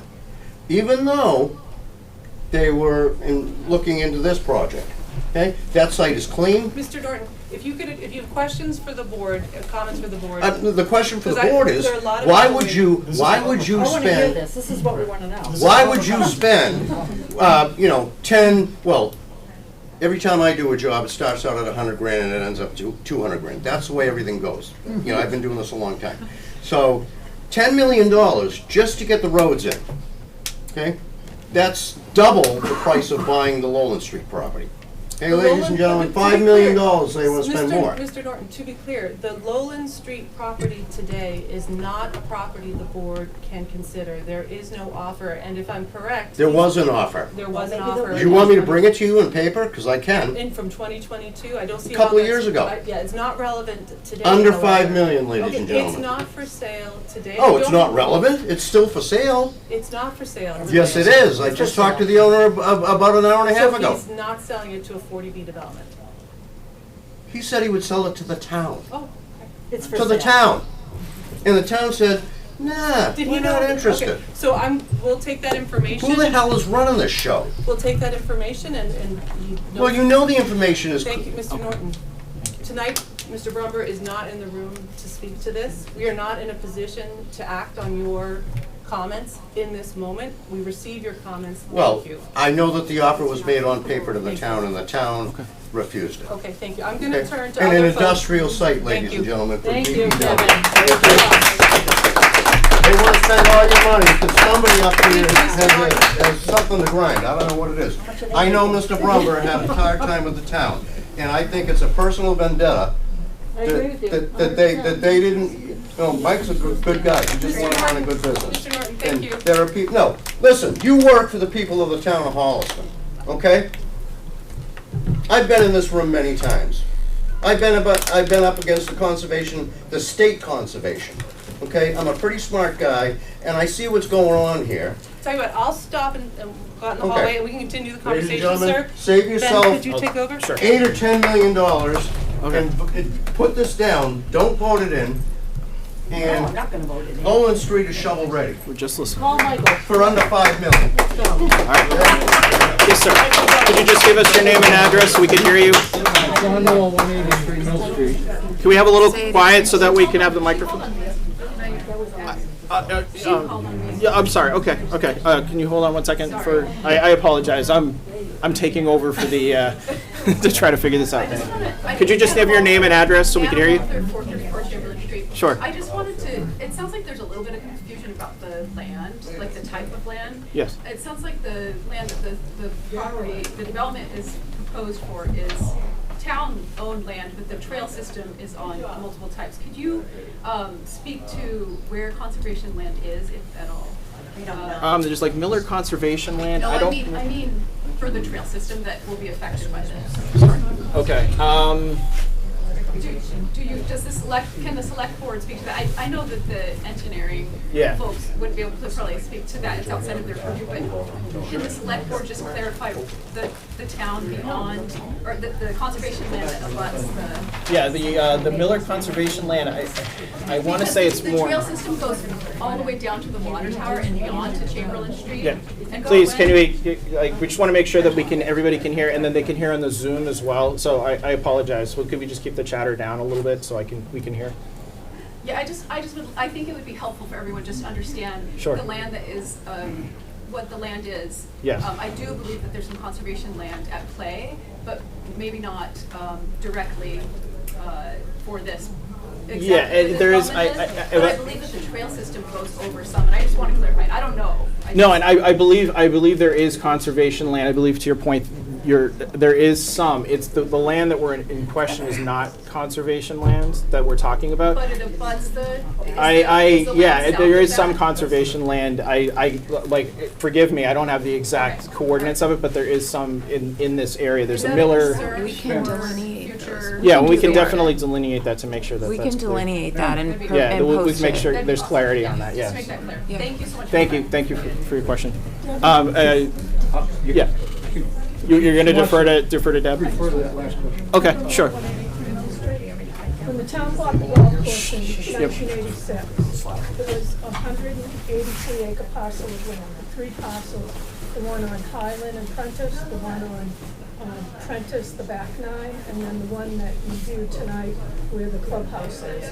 That's a 76-acre parcel, and probably the clubhouse property, the parking lots, the practice range, I don't know, maybe these guys can tell me better, maybe it's like 15 to 20 acres.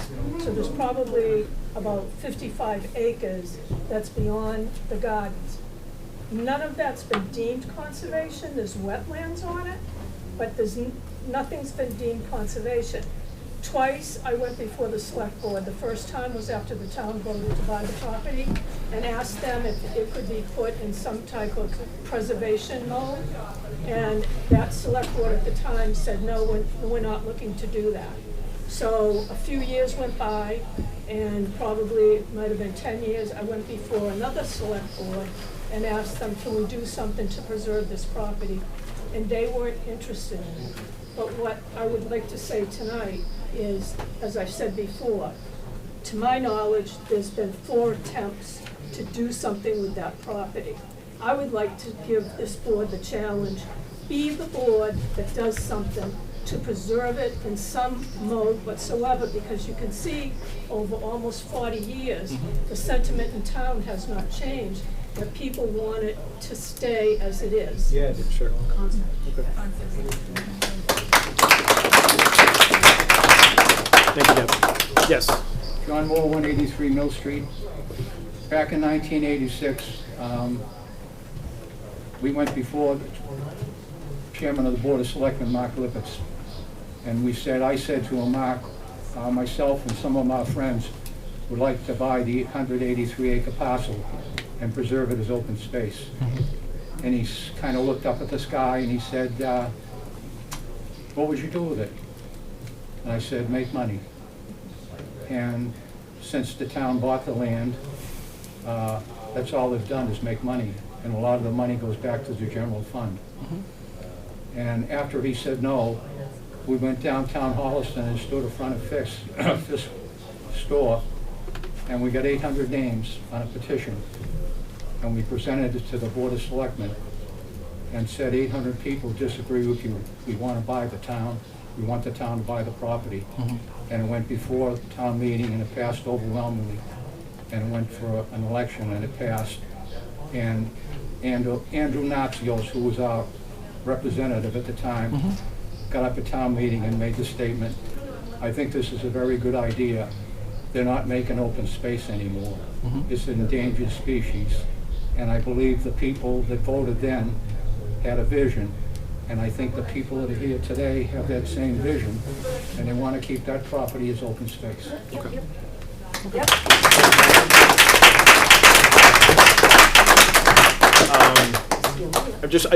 I will hear from you. I just was seeing if there's anybody who's got a new voice, and then I'll come back to the people who've already. You want to? Brooke Norton, 215 Underwood. Yes. I'm going to flip a switch here. Safety. Yeah. So student safety, athlete safety. You know, the high school's right there. I ran track. I played lacrosse. We ran down Chamberlain. We ran everywhere. There are so many kids walking home from school, walking to school. It's a safety measure, right? I'm aware of trucks. I come from a family that has worked within contracting and landscaping. I'm very aware. I love, I support trucking. I'm, they make the world go round, but at the same time, they're dangerous. I used to work on a site where I would deal with truckers coming in and out of a facility. They don't give two craps about who's around. They pull in, they screech on their brakes, their tailgate slaps, it's loud, it's obnoxious, it's unsafe. Safety's a measure. You have everyone playing golf, you have all the cars coming, that when you're coming, you take a right off of Chamberlain and you're going towards the golf course. That hill coming down, you're telling me that all those golf carts zooming across the golf course and, a truck coming down and hitting their brake, it's a disaster waiting to happen. I don't have children, so I can't speak on children, but I would feel very unsafe if my kids were around that area. And there's no sidewalks in Chamberlain. No sidewalks. I would have to run right on that side. Come on. Come on. And two, traffic. We have all of those stop signs right there, up there. We're going to develop so much traffic if there's not already, right? There's a lot. People already don't know how to drive. Okay? So add trucks in there too. You think that that's going to be not a recipe for disaster? This is very upsetting. I run those trails almost every other day. My mother runs those trails every other day. My dog is in those trails every other day. There are deer, squirrels, this, that, beautiful birds. This is a serenity for me. This is everything I've had growing up. You see children back there. I see kids doing disc golf. I see kids running back there too. This is tragic. I'm emotional, as you all can see. This is tragic. It is. I'm appalled. Okay, I'm appalled. Thank you. Thank you for your. Okay. So, thank you. Yes. You want to ask a question, and then I got two more. 326 Prentice Street, right on the corner of Chamberlain and Prentice Street. Sure. What are you going to do with the roads? Burnett Road is all torn up. If you drive down there, it's a mess. and you're gonna have trucks coming out that road, I mean, I can't see that, and then it's right at the end of where they cross to go onto the golf course. And then Chamberlain Street, you get down to the end of it, and you can barely see out there. Well, that's It's 'cause of the stone dangerous. walls. And you're gonna have trucks coming in and out of there. I don't agree. I don't like it at all. Okay. I think it's terrible. You, sir. John Swift, 270 Gorman. Hello again. I'm hearing a lot about communication, right? Myself, I first heard about this third hand through someone who posted it on Nextdoor. So what I want to know first and foremost, and I'm not even on Nextdoor, my wife told me about it. So my question is, how do I sign up for a text notification so that all of these things can be like delivered? Because I think everybody's got a phone that receives texts, and it's a whole lot cheaper to do that than it is to send out postcards. Yes. So that's one thing. I would like to see an improved overall level of communication coming from all levels of the city. Yes. Number two is some of the things going around here are very much they're kind of flowing into the arena of distrust of the process, which stems from the communication, but also from a lack of information about the meaning of all the words and sort of a streamlined access to the definitions. So I'm a consultant, I work in data. One of the things we have to do is document everything. Right. And the bottom line is we have to define all the terms, we have to show up with a functional requirements document, we have to have requirements, and we have to map solutions to requirements, and none of that was included in the presentation that I found through a link that came third, fourth, fifth hand. I don't even know how it got to me. So what I think I hear a lot is there's a lot of people who don't know enough, and they're concerned that this conversation, which appears on the face of it to imply that this is the selection, and we'll listen to why you don't like it, but we kind of don't care. And that's the perception that's driven by the process. I don't think that that's the case, because I honestly, I empathize with the position you're in. I mean, my history doesn't matter. But the point I'm making is that if everyone here had clear access to the definition of all the terms and a clear definition of what the requirements are, and fully inclusive requirements, including school safety, access to public recreation land, etc., alternate sites, all the things that people are talking about can be resolved with a much more clear display of information. More transparency. About what we're asking for. Understood. Yeah. I heard of this 2 days ago. Yeah, and it's 2 days ago. Imagine all the other people that don't know about this and would be right here. Well, can I, so one thing I want to, like, I hear you, and I share your frustration in how do I get information to you. And so one way, and I recognize it's not perfect because I'm trying, I really hear you, and I think getting information to people is so critical, and I see this from where I sit, that where people have concerns after we make a decision, or they think that something's happening behind the scenes, and it's not. We're doing our best, and sometimes we don't know who needs to know about it, and we have to do better. I think we have to do. Needs to know, Absolutely, but how do we? But here, you guys failed us. I understand, but hold on. Can I just? Anybody in this room? Anybody in this room? Sir, we're trying to trying. follow. I understand. And I know you're frustrated. Has anybody here known about this for like more than a week or two? All right. No. 3 people. So, that's about it. Yeah. So here's what I haven't. To your question, sir, about there communication. is something that on the town website.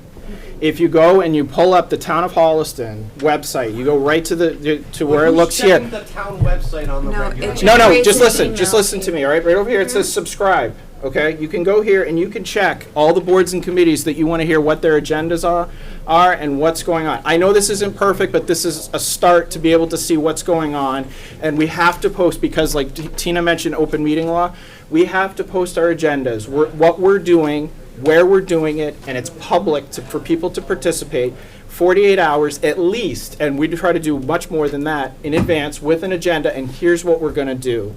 And you can subscribe to those agendas, and you can see this is what's on the select board agenda. And it's not perfect because I recognize that sometimes there's something you're like, I don't really care about this. But then there is something that you do care about. And for like one of them, for example, on there is 555 Hopping Brook, which I know is something that's very important to people. You can go here, you can subscribe to 555 Hopping Brook, and if something happens, you can do that. And I hear you, and I want to do better, and we have to do better. And I'm all ears on, like, I hear Nextdoor. That's great. I didn't know about Nextdoor. But, we hear about Facebook as an option, and we're trying to find other ways to get you the information. We don't want to flood you with information, but we also want to make sure that you get the information you need. Can I say Just prioritize a little bit. How about good old-fashioned post office postcards? Because they're... Notifications. Because there are people that actually I know. don't have computers. We still wanna do be that for involved town in the meeting, and it town. costs $2,000. And Excuse me? it costs $2,000 when we send those postcards to everybody for town meeting. And that's a problem because... No, we don't have. We do it for that. We do it for that. We can't do it for everything that comes up Why because. not? Because we don't have the money. Town meeting appropriates the money. You have enough money to freaking We build don't. a We don't have $50 this. We don't have this. We have to go to you and ask place that for it. doesn't belong where it belongs. Come on. You can jump in. We don't have it. So we have consultants here. I'd like to make good use of the fact that They're there not are. worth anything. Yes, sir, go ahead. Travis, Thank you for waiting, by the way. That's okay. Yes, sir. 250 premise, if it's Yeah. the will of the town people to put this in as conservation, what does that process look like? Can we sign petitions? Can we vote in town meeting? Yeah, Can so- we force you guys to take those steps? You wouldn't force us, we would work with you. We would find a way And to I do talked it. I did talk to council about conservation. It's called a conservation restriction. Okay.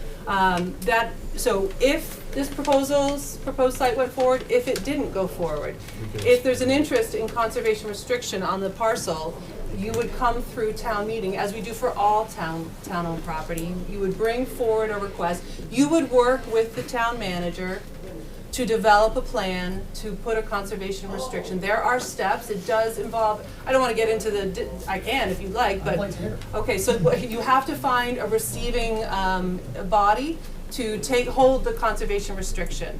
So where it's town-owned property, it cannot be a town body, so it can't be the Conservation Commission, right? Like we- Council confirmed that. Like Audubon, the Audubon property. Mass on Adam, Audubon, they on put a Adam Street. lot of restrictions on. There's no walking dogs on a Mass Audubon. You know how Mass Audubon works. So Mass Audubon is one. It could be something like the Holliston Friends of, the Friends of the Trails, if they were interested. It's a big responsibility, and often, as council informed me, towns pay a stipend to that body to hold that conservation restriction. But where it's town-owned property, it could not be the Conservation Commission. So we need to find a third party, and then we can begin that process, is that what I'm hearing? Yes, that would be how it would go. You'd have to. It's not town, it's really. You have to be an established 501c3, an agency that, One of those, no problem. yeah, right. So, can I, to kind of connect on this whole conservation thing, Mrs. Norton, I'm gonna follow procedure and have the hand. Can I I'm just sorry, it's say something frustrating. I'm quick gonna about finish with conservation? Mr. Gross? Oh, I'm sorry, yes. Are you all set? That answers my question. Okay, all right. And forgive me, which one of you is the town manager? Or any of you? Interim town manager, it's Kathleen Neville. I look forward to talking to you. All right, so by show of hands, who else would like to speak? I think I know. Go ahead. okay, just to understand this, on the town maps, you look up conservation land in Holliston. You are sent to this map that shows you where conservation land is, and where recreational land is, and where wetlands is. You guys, excuse me for pointing, the engineers who are engineering this site don't even know where the conservation land is? You were asked if this was conservation land. No, do you know where the conservation land is in Holliston? We'd have to look at the map. Yeah, no, I think you should really look at what you're doing and because it just doesn't lend well in the brain to know that somebody who's trying to put that facility doesn't have an idea of what the lands we're putting it on is. Okay? Yeah.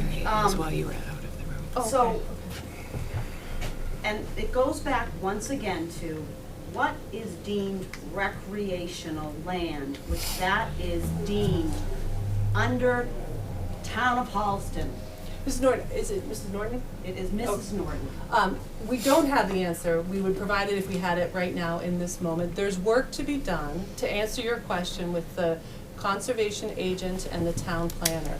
We are taking notes. We will take that as an action item out of tonight. I hear your point. Who's gonna give us a clear answer as to what recreational land is deemed and what can be done on recreational land? We will work to get that answer for you. And how am I gonna get that? Who's gonna tell me that?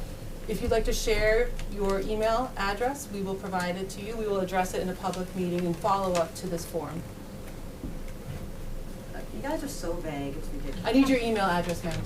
How about all of our email addresses? Sure. Was there a sign up that went Would you around? like a petition? Would you like Was something there from an us? email that, sorry, folks sign in, I thought I saw someone with a paper that went around at the beginning when we were out on the sidewalk. Okay, again, where we have our consultants here, are there questions? I'd like to field those for our consultants. Yes, sir. Yes, Jeff Savino, 83 Burnout. This is my third meeting on this, so I was in the know. The first meeting, it was laid out, this was the option. And when asked, it's always easier to renovate than it is to buy new. And when asked, what is the cost to renovate the two buildings? The two gentlemen from the engineering company looked at each other and said, I don't know, back of the napkin, 40 million? I was a little stunned that that wasn't considered even an option versus building a brand new facility. You're going to eviscerate 6 acres of land when you already have 2 parcels where you could have a phased approach, urgency, right? The importance we understand for safety of the workers, but this could be a phased-in approach where you could renovate those 2, but that wasn't even an option. It is today. We have a proposal for that.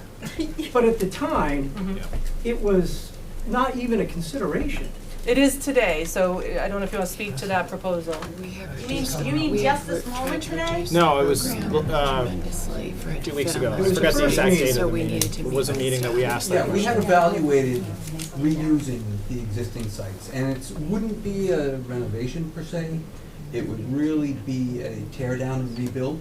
For the same money, right? But we had, Or less? No, it's more money, but there's also a $10 million contingency, which is 30% of the project, where Mr. Norton suggested projects always have overrun, and you said, oh, we got the $10 million to cover us.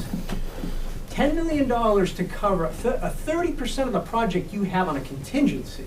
At this point, they haven't gone through formal design and engineering, and my understanding is that is in results, in response to the fact that we have to go through design, right. formal Yeah. design and engineering. And part of that has to be too, is that we might have to do site cleanup, we have to make sure that we're doing that, and then also we'd have to have temporary locations for the workers, so that has to be included in there. But like Tina said, because we don't have the design engineering, we don't have they're giving us an idea of what that is, so we have some sense of it.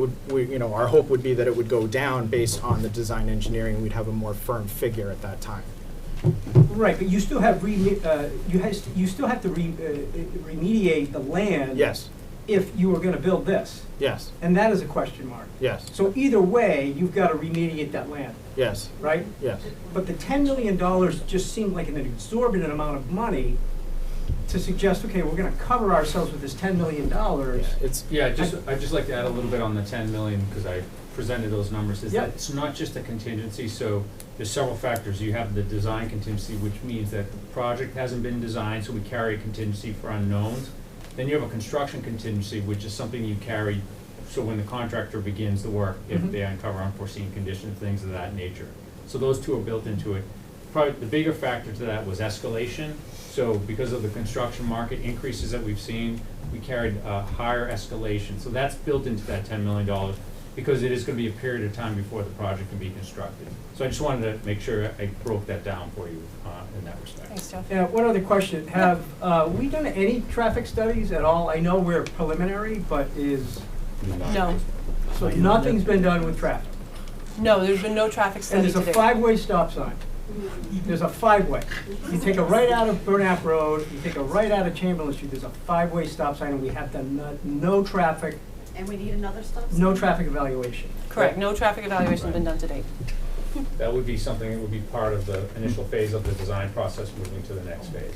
All of that's done right. That's done after approval of the site?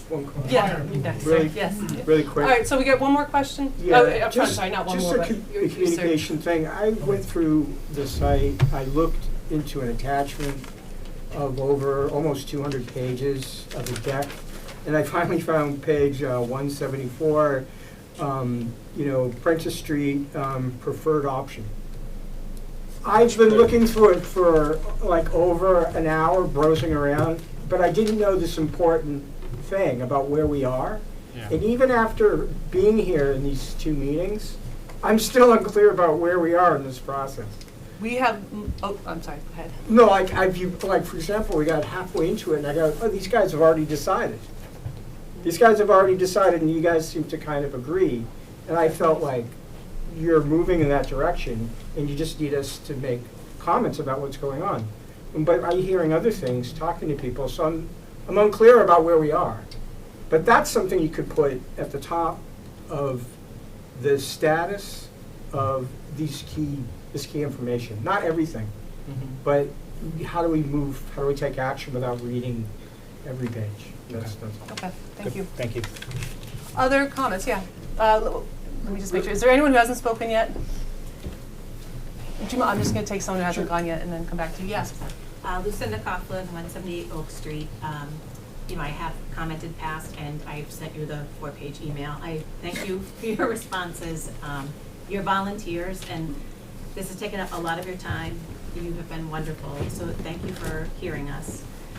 For a lot of people that didn't know, the last couple of meetings, a lot of these questions have been asked. So in full transparency, in some ways they've been very patient with us. I'm not blaming anybody for not knowing because it is hard. Like I thought maybe the spring newsletter might say something about it. It went out, I read it, I didn't see anything.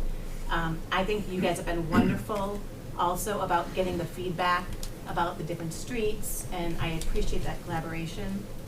I still feel very strongly though, it is like an emotional feeling, and it sounds really silly, but it's a beautiful place. I mean, right now we're seeing it in its ugliest, like nothing is pretty in March.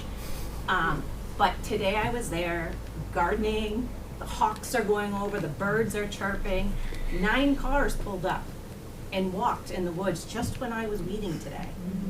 It is a valuable resource to our town.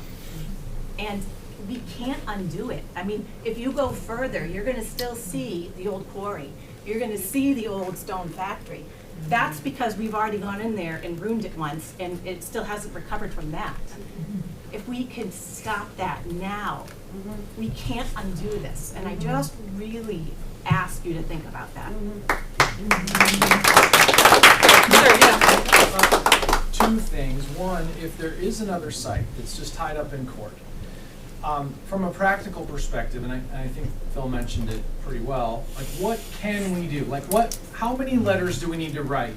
Do we need to file a lawsuit against the court for dragging their feet? Like what can the people of this town actually do to move the needle on the site that we all think would probably be better generally, and you all decided originally 2 years ago was it the right site?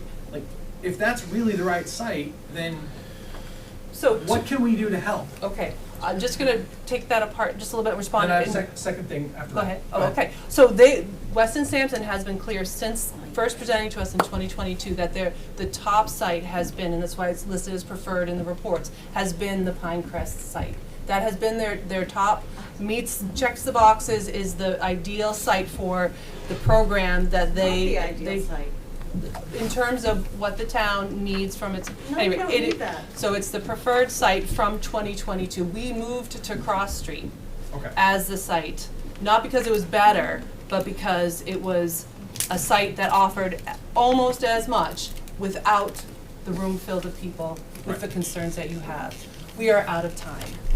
We have to move today to address the DPW operations, safety, code, facilities. We have to do that today. It's not only, I should say, land court, it is also EPA cleanup. and it's the EPA cleanup that adds years and years and years and years as well. So there's the uncertainty in the time to go through land court, and then there is the additional time of years on the EPA side to clean up, which we want, because it's not town paying for it, it's the EPA doing their job.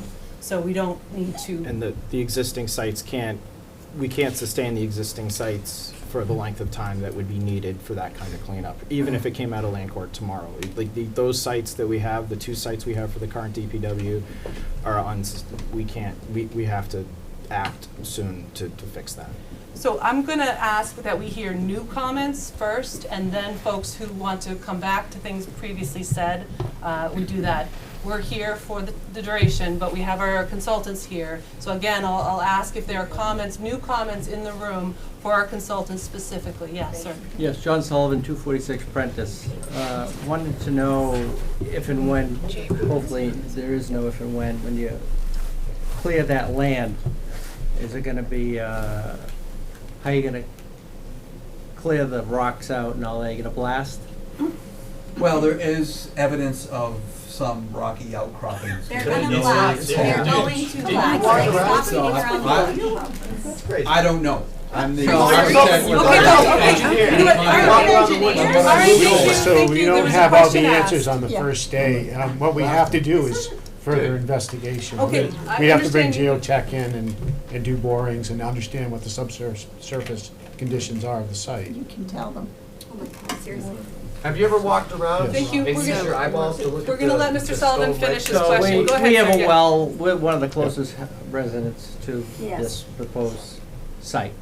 So I'm in fear of the water contamination. I'm their neighbor and I share the same. 100%. Okay. Yep, it's gonna all run down. Yeah. Yep, And it's it's gonna be all impossible to shifted. keep it Mr. Sullivan, are you speaking in general the operations of a DPW or in terms of the land clearing? I'm talking about and the- land clearing, Okay. really.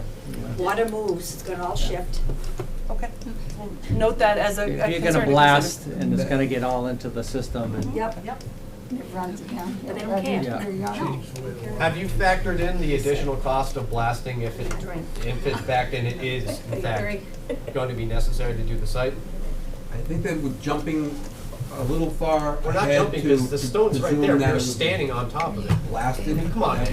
Like, don't treat us like we're idiots. No, I don't, Hold okay, on, okay. hold on. All right, so what we're gonna do is let David respond, and then I'll take another hand with a question. So to the question of if blasting is required, that is built into the overall cost that have been developed for the project, which is part of the contingency. Like you just said that you weren't sure if you were gonna have to blast or not. That is, as John indicated, the initial phase of the design is to do geotechnical borings to understand the limits of the ledge, to understand the type of ledge. Is it rippable? Does it need to be blasted? Are there fractures? All that gets factored into the design, at which point we put it out to bid, and then the contractor will come up with the means and methods to remove. And there's a potential likely opportunity that they'll need to do blasting for any of the subsurface conditions, and that's typical when we run into So ledge on that projects. $45–50 million budget is allocated for the blasting already? It includes, contingency included for subsurface conditions. We built a contingency in specifically for dealing with subsurface conditions, Yes. which could either be unsuitable soils or blasting. So that is Yes. built into that cost, yes. Thank you, Jeff. So it's kinda like- We have a hand up on You the guys Zoom just call, said it so I'm wasn't. gonna take Jay That you Robinson. didn't Go consider ahead. these. You guys go that's not like yo-yo. It's As crazy. I, Oh, one second, Jay, go ahead, Jeff. No, please. as I indicated, it's built in as a contingency to the project. Jay, go ahead. Just name and address. Ready. Can't hear you, Jay. Can't hear you.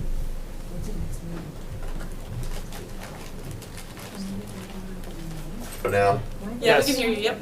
Because they Okay. wanna push it through. Jay Robinson, 233 Chamberlain Street. I'm also on the Finance Committee, but I'm not speaking on behalf of the Finance Committee. So I just want to kind of rapid fire a few questions. And the first, because in a quick statement, obviously I have a vested interest in this. And there's a lot that goes on in town and everyone has their daily lives, but this has been going on for a while. There's a lot of information on the website, which is good and bad. I don't agree with anything the select board's presenting, but I will also say, this has been a conversation that if you don't have anything to do on a Monday night, you watch the select board meetings, this has been discussed a lot. And then the other thing is I've missed some of the select board meetings. They also are on Zoom, I believe. So if you look at the agenda, and then you can like scroll through Zoom. If you have access to Zoom, that's one way to get caught up. And the reason why I mention that is because I thought I heard this on another one of the select board meetings, and so then I confirmed with Travis in one of our meetings, and then heard again. So Tina, you made the comment, employees are at risk at the facility. And when in one of our finance committee meetings, I asked Travis, like, do we have OSHA issues? Do we have safety issues there? And he said no. And so I thought I had heard it before, and I heard it again tonight, that employees are at risk. So does Sean Reese agree that he has a safety issue at his facility? John Reese agrees that the buildings are deteriorating to the point where there are safety concerns. So he has stated to you guys that employees are at risk working in that facility? Jay? I can also speak to it. I'm gonna let... No, I want to understand that was a comment that was made on public record, and it's driving the acceleration of this. So are employees at risk? You said employees are at risk at the facility. And are you saying that Sean Reese has brought that to your attention, that we have a risk situation at the facility? Kathleen is our HR director as well as interim town manager, so I'm going to let Kathleen take the question. We've had several walkthroughs, Jay. I'm the HR director as well as the assistant town manager. So you're protecting the town, essentially. We'll let, go ahead, Kathleen. No, I think it's important that everybody understands that there is an urgency there, and we are keeping employees safe, but it is a risk for them to continue to be there because there are holes in the roof and there's no heat and there's one bathroom. And I think we've all agreed that. That's a risk? Like a. So if there's more public conversation, then there'll be more inspections, and what we don't want is for the buildings to be shut down tomorrow and then we have no interim solution. So we are working very hard to make sure that we are still in compliance with employment law. I hope that satisfies the question for now. Okay, so that's one of the drivers for accelerating this, right? Because if you go back to the town meeting where there was a vote to try to go with the Axton Cross facility, it was because we thought we had more time. Was there, and I've been following this somewhat, in terms of what would be the cost to quote unquote address the safety issues? Like, I would agree having one bathroom is not optimal. I don't know about the safety of one bathroom versus two, but some of the other things that were cited, what would be the cost to address the safety issues if that buys us time to work through Axton Cross, and as we learned today, maybe another potential site? And I don't know if that goes to the engineers or like, cause there's a lot of discussion around contingency, whatever, you know what I mean? So what's the neighborhood to make the site safe, the Jay, existing site? To be clear, the proposals that the board has are Pinecrest and redeveloping, like taking Arch Street, Central Street through a phased approach and building there. Those are the proposals that we have. So we don't have that, the short answer is we don't have that information right now, right? We don't have that information of what would it cost to buy us time to keep the site safe, correct? We are out of time. There is no, the board is not considering. But why did you fixing, let it get to that point in the first place? Jay, the board is not considering a proposal by which we repair the existing buildings. So we don't, all right. It is or it isn't? There is no proposal to repair the existing buildings. Okay, so the bottom line is we don't have a number to buy us time, and the board is not entertaining buying. No, that's not, so that's not accurate. What we do have is a proposal that we can consider. We have not talked very much publicly about it. I think it came up at one of our meetings, flesh out. We can use modular buildings and we can vacate the current buildings at a cost to the town, and we can have our DPW operate temporarily out of a modular setup that we spend money on. We would have to find a different site, because you can't do it on top of the existing building, so we'd still have to find a site to do that. And we can do that temporarily, I suppose, for as long as town meetings support spending that money. We are But you still. said we are out of time, Tina, I just wanna make sure I understood what you said. You said we are out of time, that is not an option you're considering, right? That's what you said, that's what you just said, right? Like, you mentioned the modular thing, I get it, but. Jay, I'm trying to follow your question. We No, but haven't had I wanna understand the statement you just made, cause it's unclear to me before. You were saying, we're out of time, and so entertaining the modular, everything you just said is not on the table for you guys. Did I understand that correctly? We don't have a proposal in front of us that has the costs of moving the DPW and water out of their current buildings into modular setup. We don't have a proposal for that. What I was saying is the board is aware that that's something we can pursue. We don't have a proposal in front of us.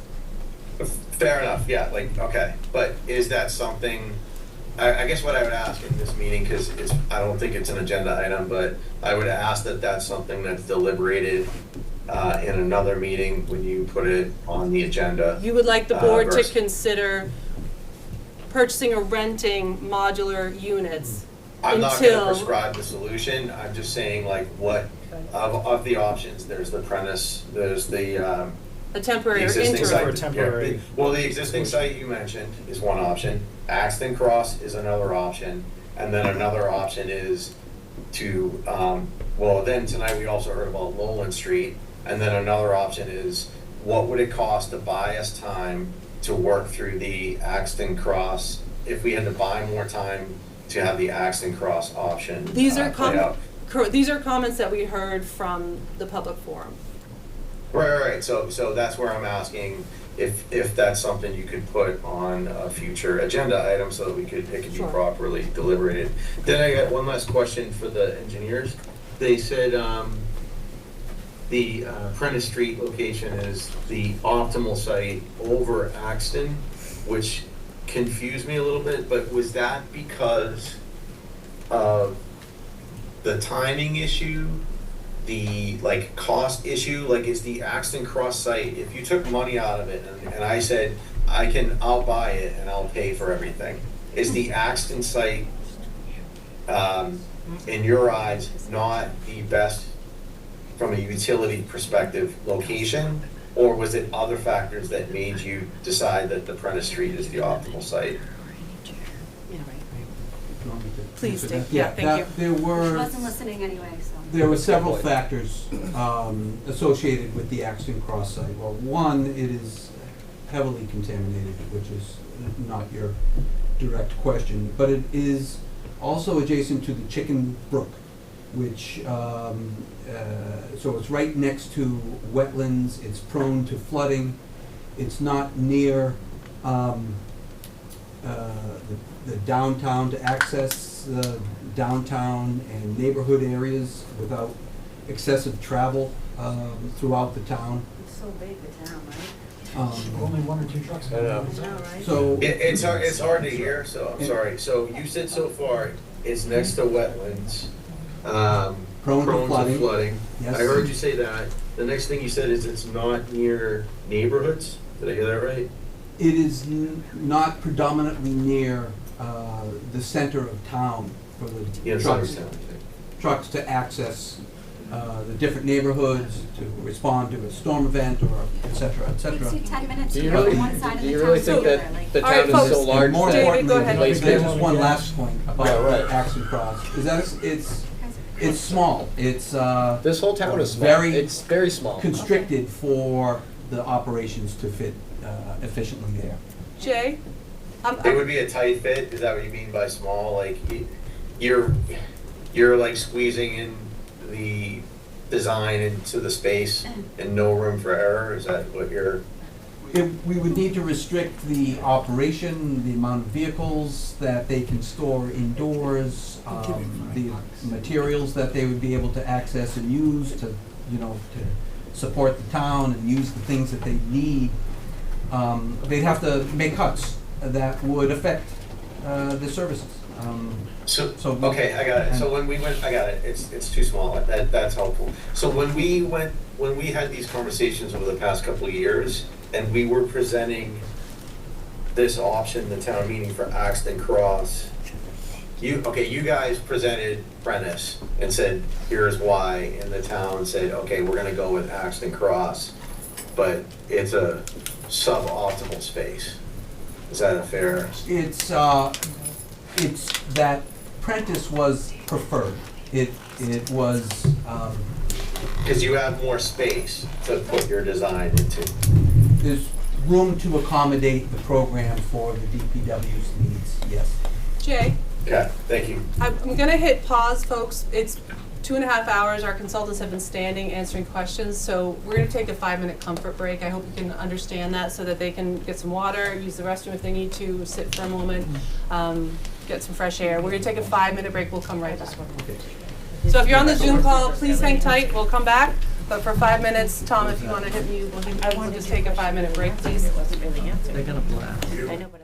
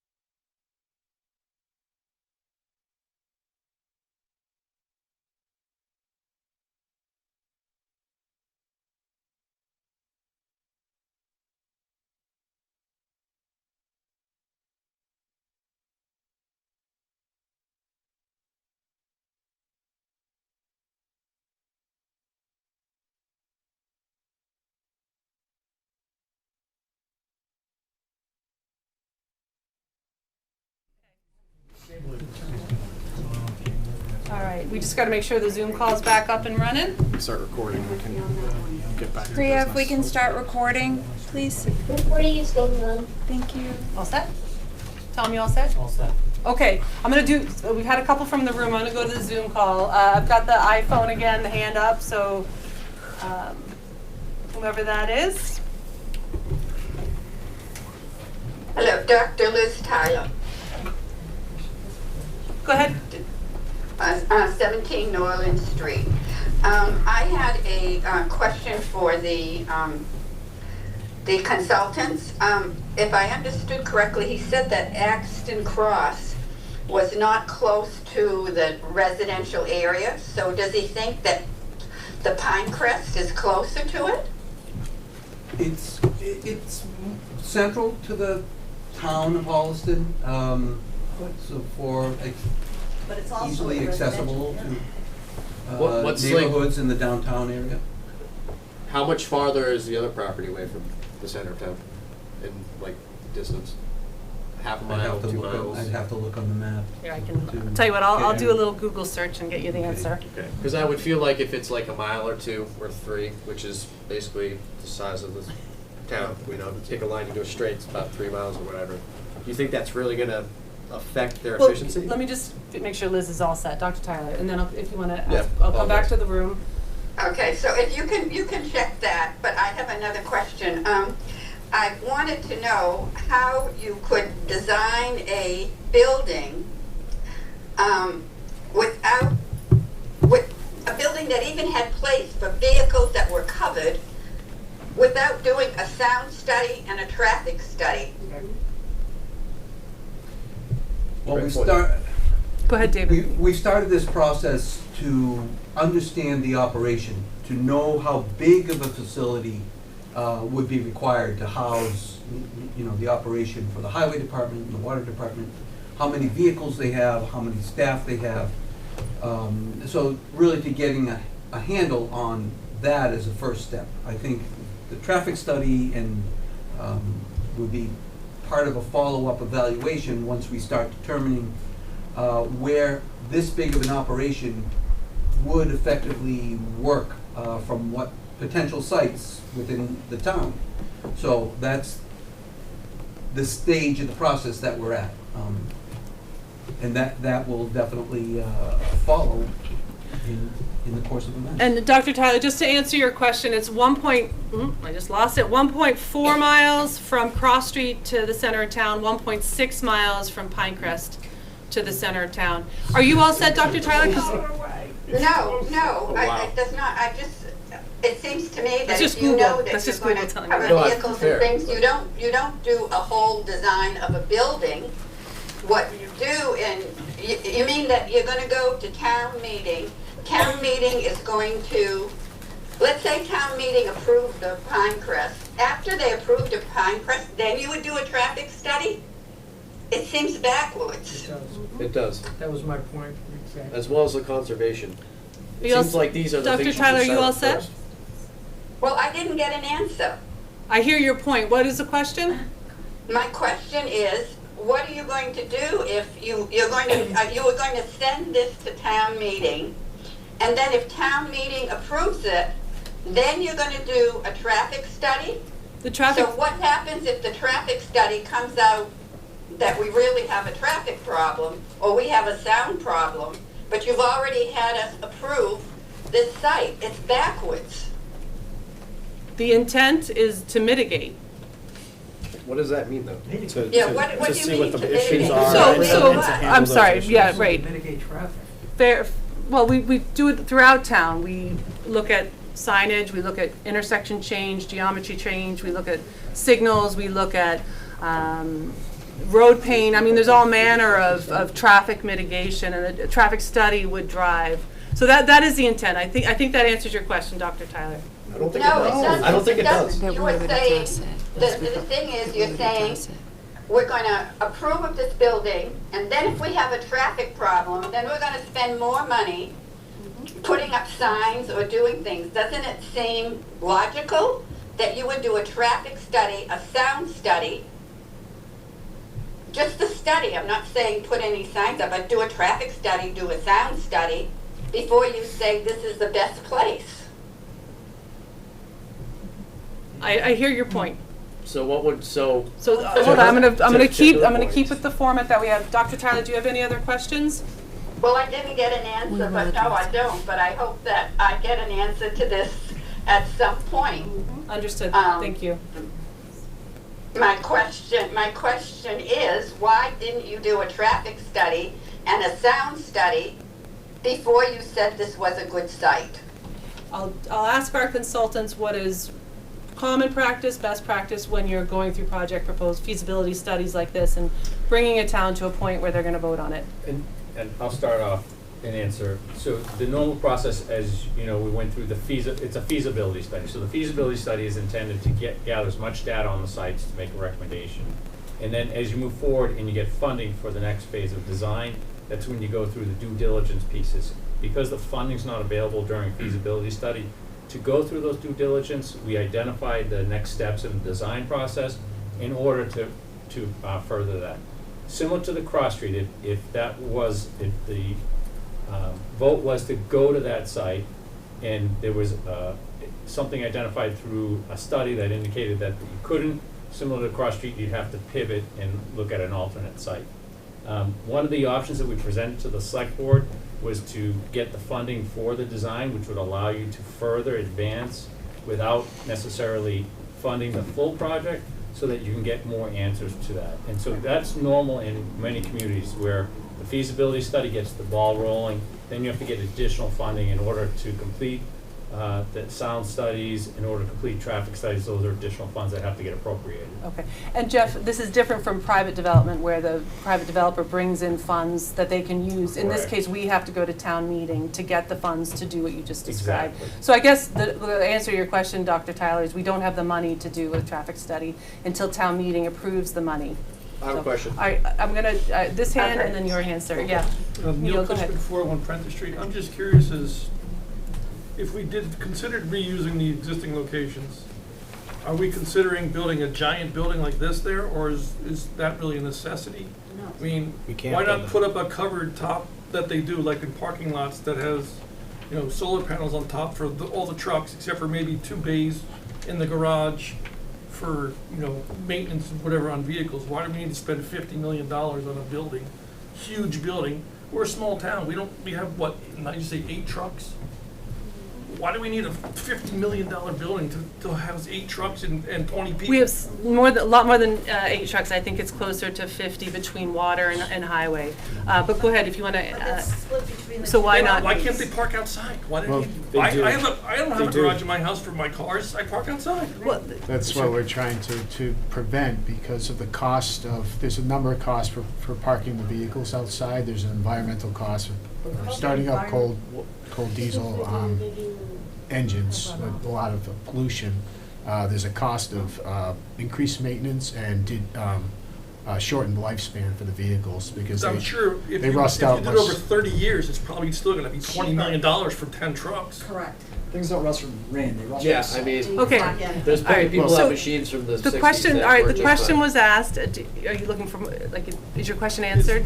Well, I want to know, if we were to reuse the proposal you said you had for reusing the sites, is that to build the same monstrosity buildings, or is this going to be No, we can't. a scaled It down? would have to be scaled down because Okay. the site wouldn't allow that. And one of the sites has the Central Street site has a lot of wetlands in the back. And ultimately, less money that way. Not But doesn't not have necessarily. you considered not building these buildings with these garages in them? Like, are the trucks that the water department uses, are they diesel or are they just gasoline engines? They're just We have small both trucks, right? diesel and gasoline. Yeah, and part of the recommendation to the select board was to look at alternate design considerations, which included reducing the size of that vehicle storage garage and provided, similar to what you said, a covered canopy. We Right. talked about that at our previous meeting. So we've actually gone through and started to make those recommendations to reduce the overall footprint, but still provide the protection of what is the most valuable fleet that the town has already invested in. We want to protect that fleet. We want it to be able to last a long time. We've done cost-benefit analyses to show that covering or enclosing in a minimally heated garage will significantly extend the life of that equipment, which is important because of the investment you've already made in that. And then there's also the safety factor of the Public Works does need to respond.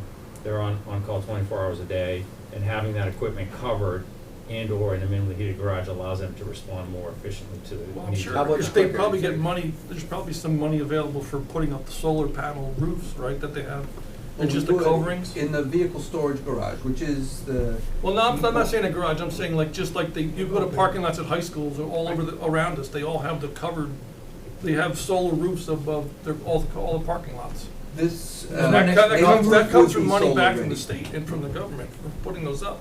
Yeah. So we're gonna build a giant garage and we could just cover them with a pretty much a money payback covering over an existing location instead of putting this giant thing in the middle of the woods. Is the question, do DPW facilities store vehicles and equipment under solar panels without walls around them? Is that kind of? Well, I'm saying, have they considered, other than building this giant building with all these bays, are. is just Yes. putting the building a covering for the parking lot in the existing location? We have considered that for a portion of the fleet, but not for the entire fleet. Okay. All right, 1 and then 2 and then 3, because I don't see any Zoom call hands up. April Robinson, 83 Burnap Road. Yeah. Thank you. Thanks for waiting. My question is more about the process. I guess it's been talked about a couple times that you might be considering using the existing sites and just rebuilding. Is that actually in the works, and is there a time frame for presenting that, like this meeting before the town meeting, or and just kind of get clarity about that? We have not considered another sidewalk public forum. There are neighbors, I believe, I know there are neighbors down in the current place who would like to have a sidewalk if we were to move forward with a proposal that redevelops Arch Street and Central Street. So we may end up not having to, but we may end up doing that. We are taking this one step at a time. We did this tonight. We can't do it all in one night, of course. We'd be here till 2 a.m. And on that point, I would like to wrap up around 9:30, just because everyone has to get up and go to work tomorrow, and we appreciate your time tonight. Does that answer your question, or was there a part 2, or? Not really. Okay. So it's not in the works now that No, it that's is. going to be It presented is. at the I'm time? sorry. Yes, so yes, Oh. we will discuss this Okay. in a public meeting. I was speaking specifically about a site walk in a public forum, so Oh, I jumped okay. ahead too much. So there will be Yes, this type yes. of meeting with the Yeah. engineers and about that site? Correct. Potential, okay. Thank you. And hit subscribe on the website, and then you can follow the select board for agenda items. I'll come back to you in a minute, Neil, and so 2, 3, 4, yes. Name and address, sir, please. Thomas Norton, 215 Underwood Street. So you guys, in your proposal, you have the large building, but you also said that you have considered having a smaller building and kind of basically spending less money. So why are you starting with the most expensive option and then working your way back? It doesn't seem very smart to me. Because it seems like what you're saying is that you could get by with the necessary things that you need to operate functionally with a smaller building, less expensive, less money. So you guys obviously are going to make more money the more money this town spends with you. So what's preventing your recommendation of being vetted in a way that lets us know that you're not just taking our money and running with it? Because it seems like what you're saying is you could get the job done with a smaller building and a smaller footprint, right? All right. Is that correct? Is that correct? No, that's not correct. So then why did you say that in the first place? Okay. If you're exploring I will- options. All right. Let me try to give you an answer. I hope to try to address your question. Whereas so we had met with the Public Works, we had met with all the staff, we know what their operations are, we know what they do on a daily basis, we know how much equipment they have, how much material they store. And we came up with a facility that meets that need of what they do every day. Shop space, they do need locker areas that they don't currently have. You need to have potty parity with men's rooms and women's facilities. So that's what. So you're saying, So there's a that's bathroom and a I locker. think we're going to let your team. Bathrooms and lockers, and that's the Correct. necessity to spend $50 million in this So, project? the recommendation we came up with was a program that met those needs and didn't shoehorn in that that operation on day one so that they're in a building that just fits. So if they hire one more employee, I'm sorry, he doesn't get a locker. If they buy one more piece of equipment, that has to go outside. So as John was mentioning, it's a very valuable, a very large investment that the town has made in the millions of dollars of equipment that the DPW and the water departments currently have that is sitting outside, rusting, getting, you know. Do you think that machines just rust and disintegrate by sitting outside? So have you ever seen like a loader that's maybe 30, 40, 50, 60 years old? If you maintain these equipment as you should, if you're maintaining these things as these guys are getting paid to, as they should, right? Having a machine sitting outside is not just going to make it disintegrate Just from to the finish sun the and point from on the the, rain. on the size of it. So you're kind of feeding us a little bit of a load of bullshit, my friend. Okay, Well, Mr. this Norton, we're gonna, where is we your are. question answered? Not really. Do you have another question? I guess I don't have another answer or question right now. Okay. Deb? Yeah, sure. Deborah Moore, 183 Mill Street.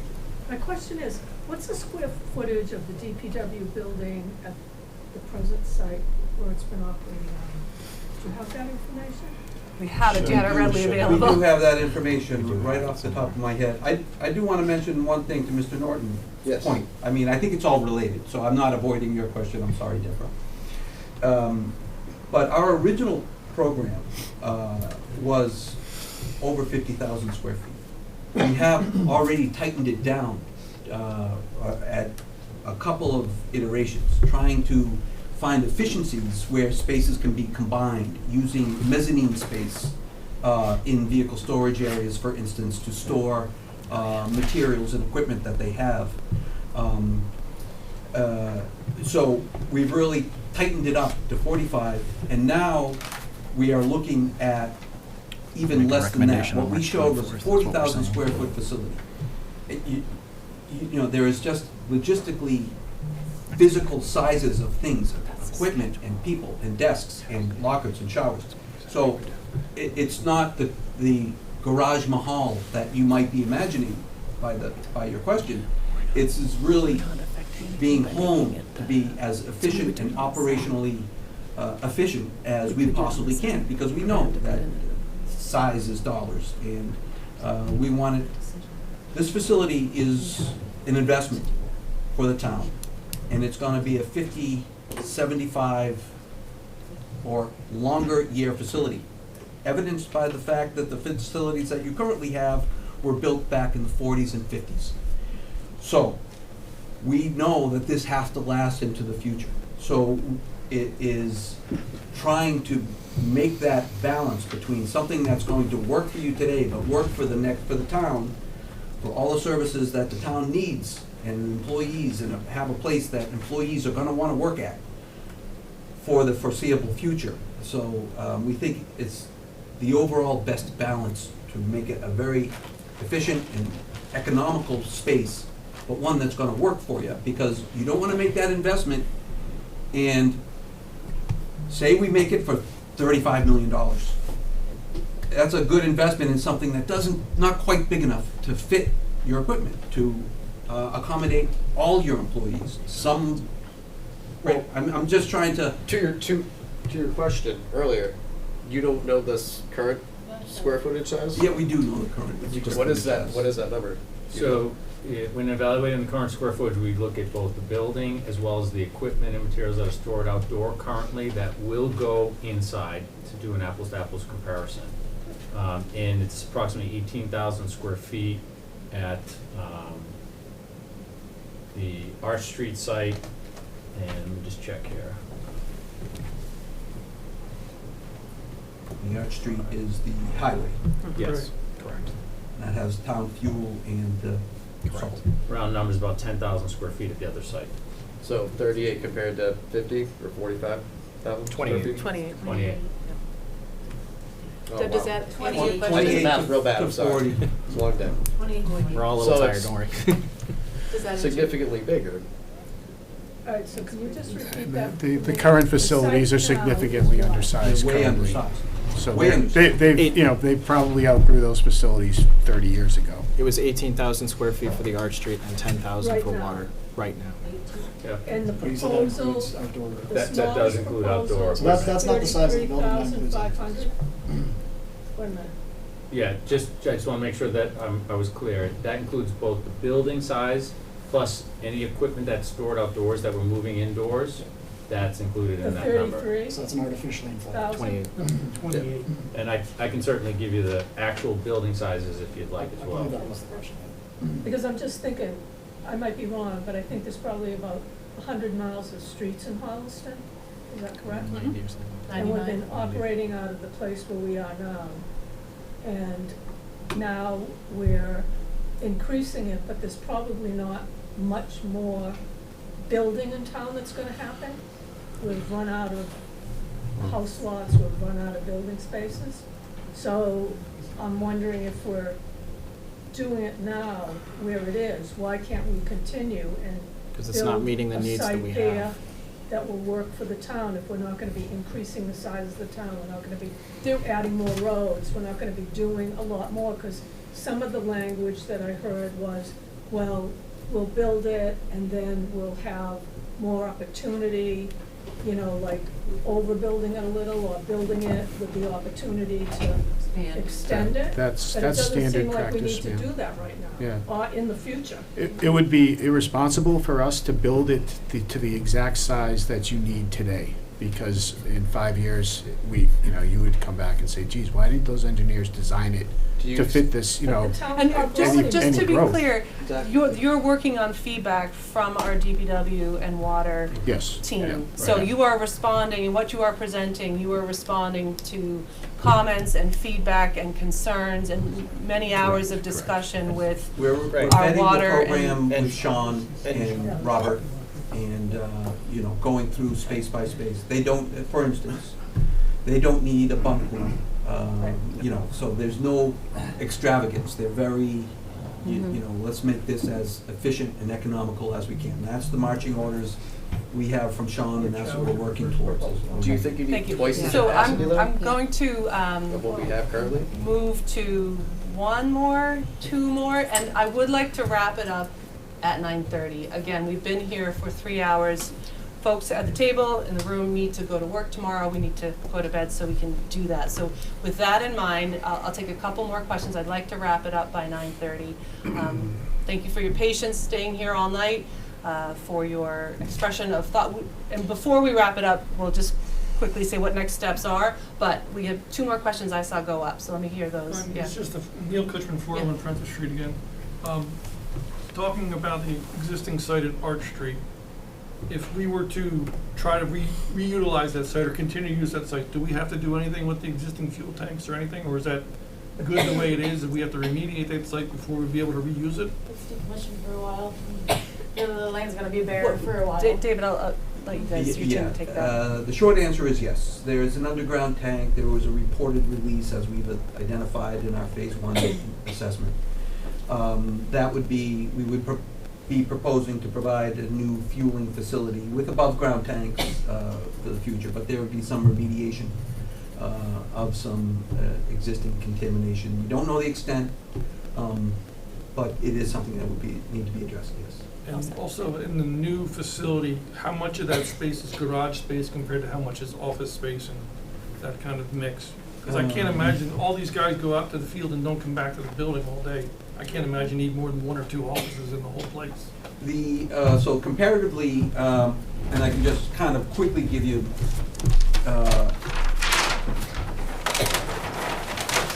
a 2-second kind of overview. Now, the facility, and this is the largest plan I have, is very conceptual, but the facility consists of some very basic spaces. You can see right here is the administrative space for offices. It's the smallest space in the entire facility. There's a couple of offices and some storage closets for personal protection equipment. Then you have an employee facilities, which is lockers, showers, toilets, just to support your staff. A shop space for the water shop where they repair their equipment and meters, and highway shop. And then a maintenance space where they maintain all the equipment, so which is small, and a wash bay.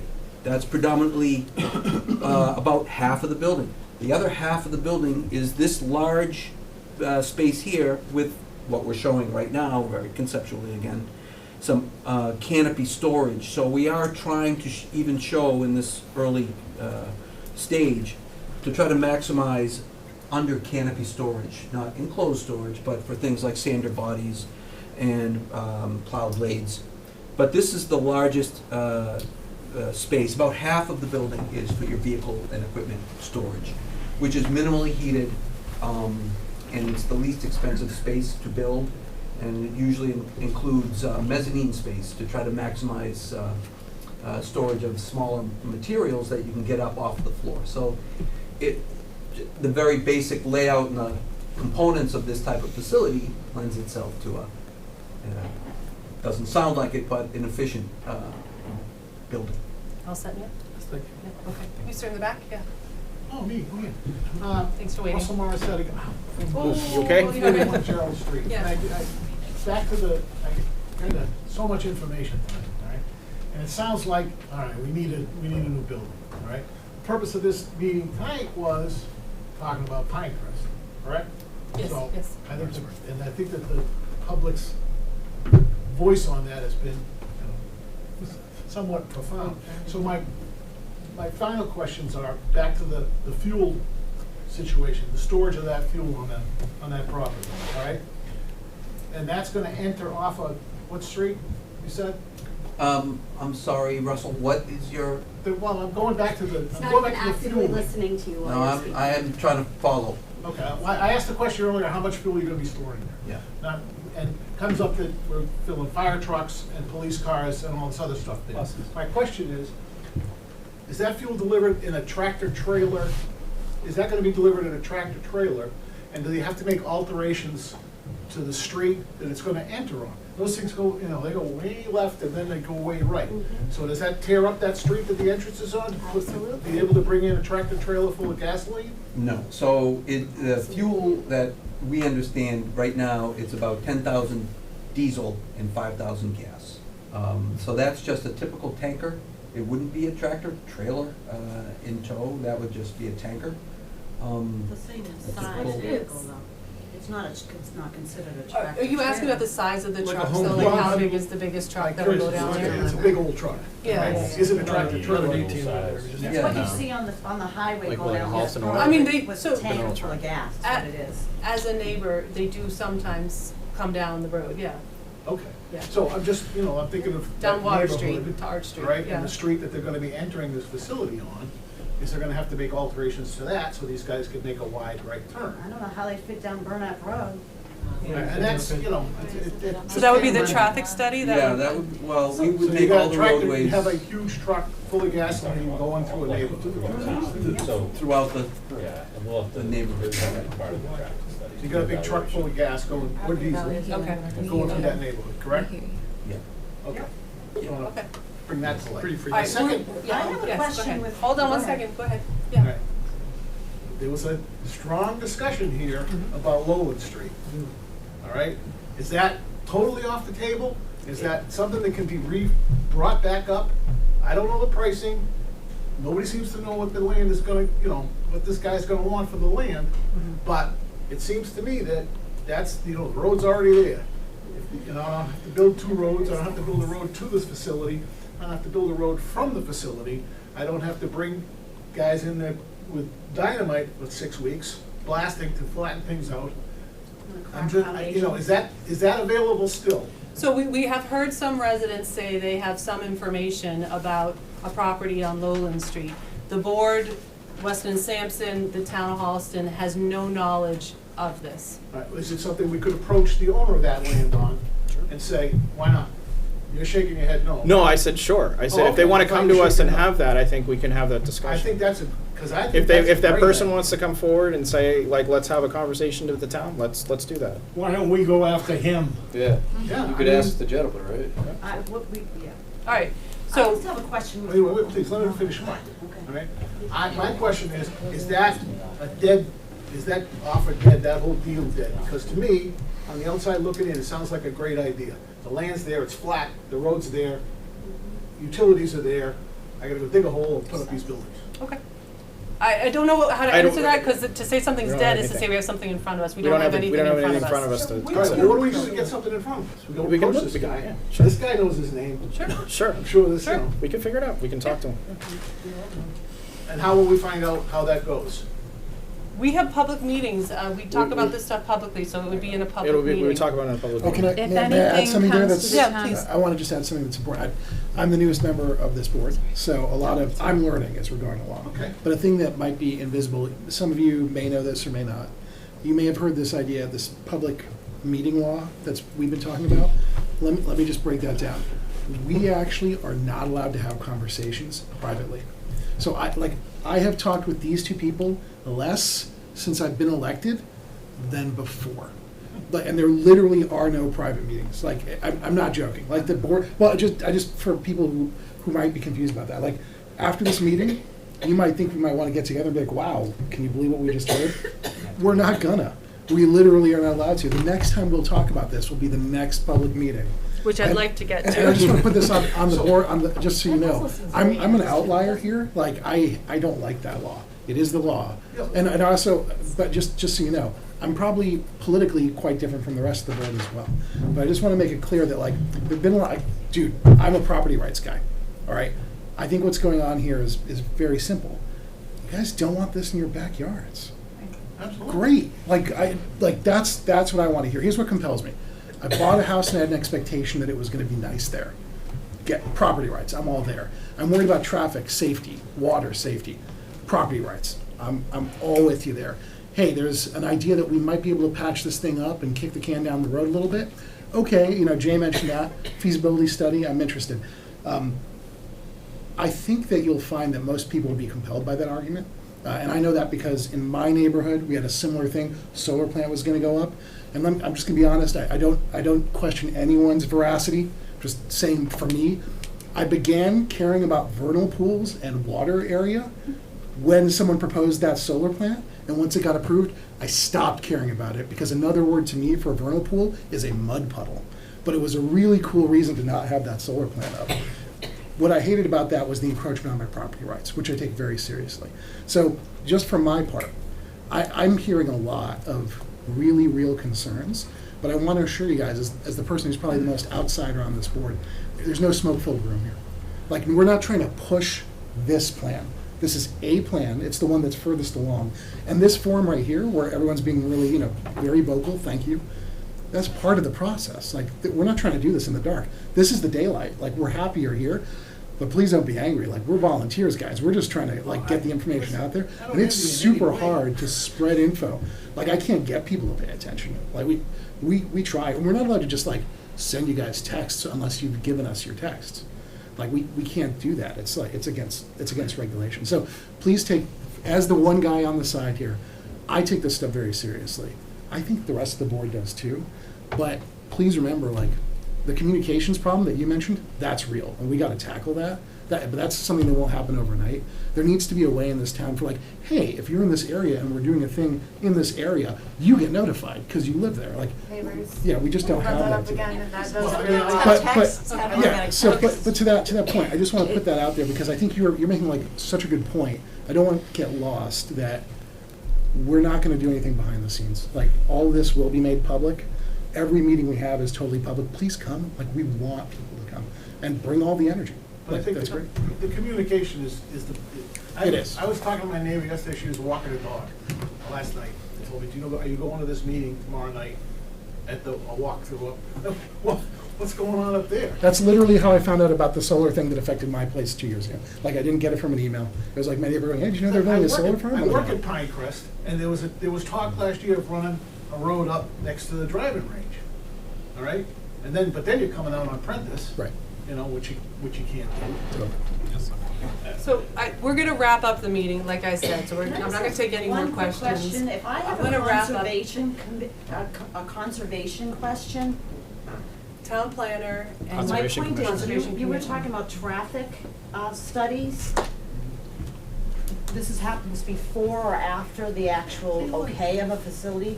When does conservation come into play? They're in play now. And so how would you find out what their studies or what they've found out, or how do we? do you go to conservation, do we go to you, like, it's all very, I'm confused, I'm just asking a question. Conservation Commission will address through their meetings, their agenda, the conservation aspects to this project. I don't have their schedule in front because we haven't presented it so far in advance that they would be meeting on this, so. There's a conservation agent as well. Has not viewed this issue No, yet. they have They've started to. informally, so as I stated before. But they haven't done it in a They haven't had a public They haven't done meeting. it, They no. are aware of the information. The conservation agent is in communication with the town manager. So Conservation Commission sounds like a group that you'll want to be in touch with. And then I would hope that after this, at the end of this meeting, 2 seconds, you're gonna say the next step is what, where is this going and how do we? Well, as Damon pointed out, this ends the deliberation for the board tonight. We don't deliberate again until we're next in a public meeting. This was a posted meeting, which is why we're here and not upstairs, so we could run the hybrid meeting, as frustrating as that was. This is how we operate in having open meetings. So our next deliberation will be our next open meeting. We are looking at April 14th as our next scheduled meeting where we would have this on the agenda. Can I recommend a bigger room? Yes, please. Yes. To be Yeah, we can honest, work on that. we didn't think any, that's the 20 people, 30 people is what we were thinking. Right. There's no like Yeah, intent we can do make it it bigger. smaller. We have the room upstairs, we can And use it. I understand your. And we have volunteers, Zoom thank you too. for- Yeah, we have Zoom too, so people can. The Upper Town Hall participate that way. is available. It takes a significant amount of setup. The equipment is here. But we can make that happen, so I hear what you're saying. That's on us, we just didn't anticipate that many people. Understand. Similar meetings in the past have been much smaller. All right, so we're gonna, do we need Yeah. to, we don't need to. I think we need to adjourn. We All right, so- We do need to adjourn because we are technically. One more. So- But you want- No, we're good. What time is that I- meeting I at defer on to the the, chair. on the 14th? 7 PM is when We always when meet on start. 7 But we PM on post the Mondays. agenda and it's available information, so 48 hours is certain, but And you can count on 7 subscribe to the PM on agendas and it'll get emailed to you if you go to the website, and all the way on the right-hand side of the town website, it says subscribe, and you can select the select board, and then you'll get sent when the agenda gets posted, and you can see what's on. So I'd like to thank our consultants, Thank you for John, being here. Dave, and Jeff. Thank you very much for taking the time to go over all this. We're gonna make a motion to adjourn. Madam Chair, motion to adjourn? I'll second it with one other comment. I want to thank everybody who did come out Yes. and say, thank you so much for sharing your opinions. I know this was passionate. It's, you know, a lot of times no one comes. We sit here with like talking to ourselves, and you know we think we're the most fascinating people in the room, and we're not. And but we do this for you, and we're so appreciative that you came out and shared your opinions. And we don't always agree, and that's okay. This is a place that we can share our opinions and talk things through. And thank you for the feedback. I really appreciate it. Thank you. So I second the. All right, all in favor? Aye. Aye. That carries. All right, Excellent. thank you very much. My phone died.